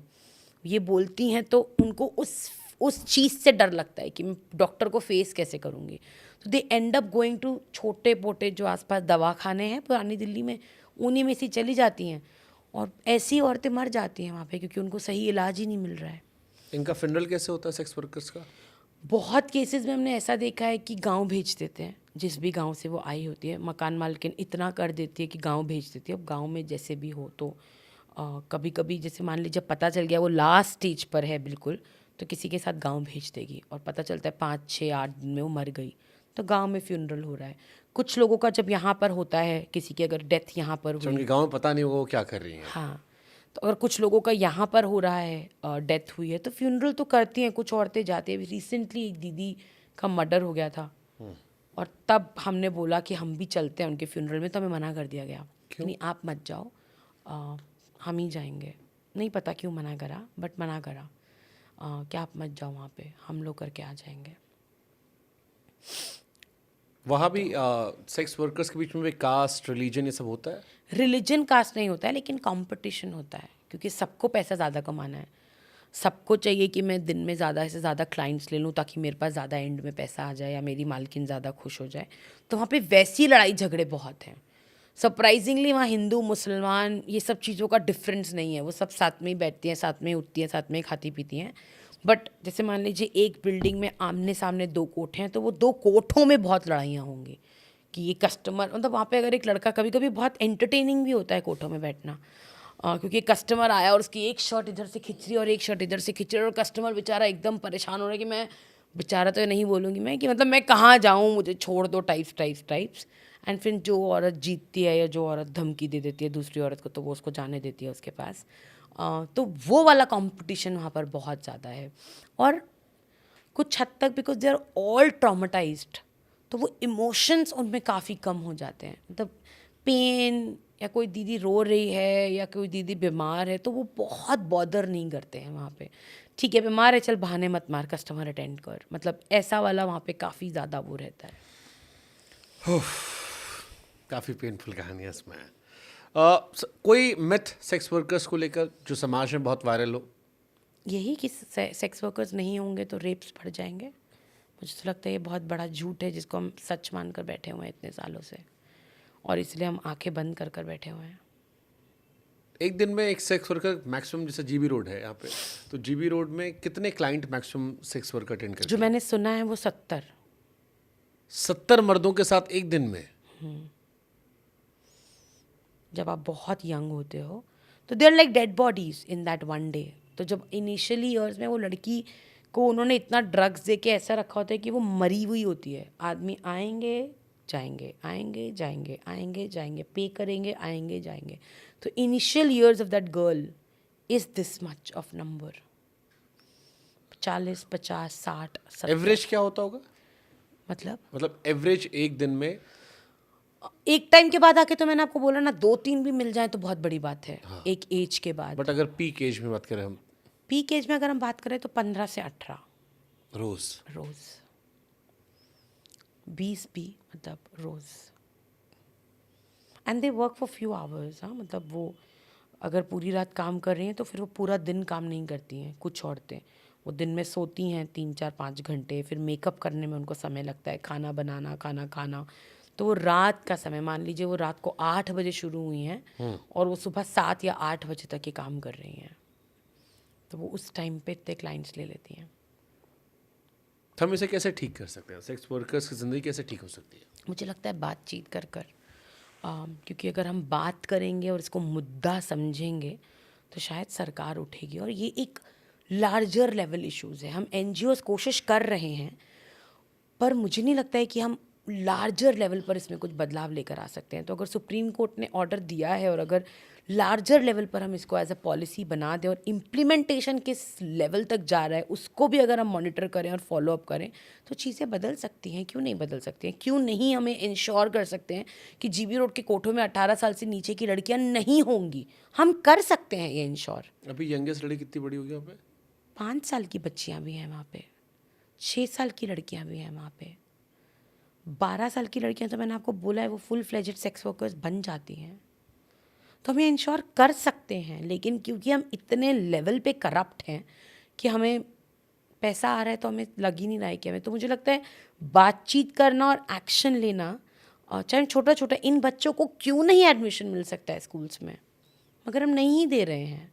मैं जब कटकथा शुरू हुआ था तो मैं बहुत स्कूल्स में गई थी और उन्होंने बोला हम तो सेंसिटिव हैं, लेकिन गीतांजलि हमारे टीचर्स शायद सेंसिटिव नहीं होंगे या बच्चे सेंसिटिव नहीं होंगे। So you make them sensitive. But फिर parents, so we have to make the parents. अगर मैं कल को अपने बच्चे को स्कूल भेज रही हूँ और मुझे पता है कि वहाँ पे एक जीबी रोड का बच्चा भी पढ़ने आ रहा है, मैं क्यों उस बच्चे को डिस्क्रिमिनेट करूँगी ना? तो ये तो सेंसिटिविटी हमें एज अ कंट्री लेकर आनी पड़ेगी ना, कि वो मेरी वजह से, अगर मैं अवेयर सिटीज़न होती तो शायद लड़कियां ना होती सेक्स वर्क में, बट क्योंकि हम लोग आंखें बंद कर दुनिया बैठे को हुए लगता है ना हैं। कि हम दुनिया सुधारने थोड़ी ना आए। हमारा बच्चा जो है वो, उनको लगता होगा शायद गलत संगत में जा रहा है, चला जाएगा, या ये सब बट बातें उनका ही उसे। बच्चा बहुत थोड़े सालों के बाद जीबी रोड के कोठों में जाएगा। ट्रू। तो फिर संगत आप डिसाइड नहीं कर सकते हो, लेकिन आप अपने बच्चे को सेंसिटाइज कर सकते हो, आप अपने कि हाँ बच्चे वो भी को पढ़ने आया और अवेयर वो कर सकते बेहतर हो। तरीके से आप नजरिया बदल सकते हो बच्चे का। एग्जैक्टली अगर आप उसे नजर और नजरिया दे दो तो। एग्जैक्टली और वो बहुत इंपॉर्टेंट है हमारे लिए बात करना, हमारे लिए ये बात बचपन से ही बताना कि तुम क्योंकि लड़के पैदा हुए हो therefore you do not have extra rights over a woman. ये बात हम कब शुरू करेंगे करना, या कभी नहीं करेंगे, और हमेशा लड़का होने पर मिठाई बांटेंगे और लड़की होने पर मातम मनाएंगे। ये भी बदल रहा है ना अब कहीं ना कहीं। किसी ज़माने में तो हम ये नहीं सोच सकते कि लड़की पैदा होने पर भी लड्डू बांट रहे हैं माँ बाप, बट अभी बदल रहा है, तो बदलाव पॉसिबल है, बट हम करना तो चाहें। आखिरी सवाल, जीबी रोड के बारे में 4-5 बातें जो लोग ना जानते हो। जीबी रोड पे हर लड़की अपनी मर्जी से नहीं है। ओके। जीबी रोड पे बच्चे होते हैं, अक्सर मुझसे सवाल पूछा जाता है, वो भी माएँ हैं, वो माएँ हैं, उनके लिए सबसे बड़ा रिश्ता है उनका बच्चा। वो अपने बच्चों को उतना ही प्यार करती हैं जितनी एक कोई भी माँ करती है। वो अपने बच्चे के लिए जान दे सकती है और जान ले भी सकती है, जिसे और माएँ करती हैं। जीबी रोड पर कोई फैसिलिटी नहीं है and they deserve facilities, but हम लोग आंखें बंद कर कर बैठे हुए हैं। और जीबी रोड गंगूबाई या हीरा मंडी जैसे कोठे नहीं हैं। वहाँ पर अगर हम चढ़ेंगे तो हम लोग जीबी रोड को प्यार का मोहल्ला बोलते हैं। उसको बोलते हैं कि हमको इसका नाम बदल के स्ट्रीट ऑफ लव कर देना चाहिए, क्योंकि वहाँ पे 2500-2800 माएँ रहती हैं और एक घर में एक माँ एक घर को घर बना देती है। तो इमेजिन करिए अगर हम उन औरतों को माँ की नज़र से देखना शुरू कर दें या एक्चुअली एक औरत की नज़र से देखना शुरू कर दें, तो जीबी रोड एक बहुत सुंदर, एक बहुत ही ब्यूटीफुल कम्युनिटी है।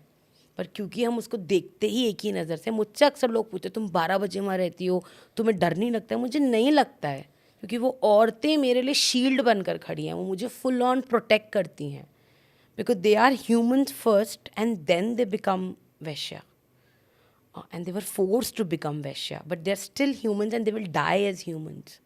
सो I think it's very important कि हम लोग उनको इंसान की नज़र से देखना शुरू करें। आई होप जो लोग सुन रहे हैं शायद थोड़ा नज़रिया बदलना पड़ेगा, अभी नहीं तो शायद कुछ सालों के बाद। कोशिश हमारी ये थी, क्योंकि मुझे लगता है कि संवाद से चीज़ें बेहतर होती है। बिल्कुल कम से कम बात तो हो। बिल्कुल। अगर इस टॉपिक को करने के पहले ही मैं आँख नाक कान बना लूँ या कोई थंबनेल देखकर आँख नाक कान बना ले, तो फिर तो बदलाव नहीं हो सकता। बदलाव करने के लिए कम से कम समस्या को पहचानना ज़रूरी है। अगर आप पहचानेंगे तो शायद देर से लेकिन समाधान निकल आएगा। बिल्कुल, बदलाव तो है ही पॉसिबल। हम देख रहे हैं 14 सालों में जीबी रोड से सक्सेस स्टोरीज निकलते हुए, तो निकल सकती हैं, बट देखने का नज़रिया बदलना इम्पॉर्टेंट है। Lovely talking to you Gitanjali. Thank you so much.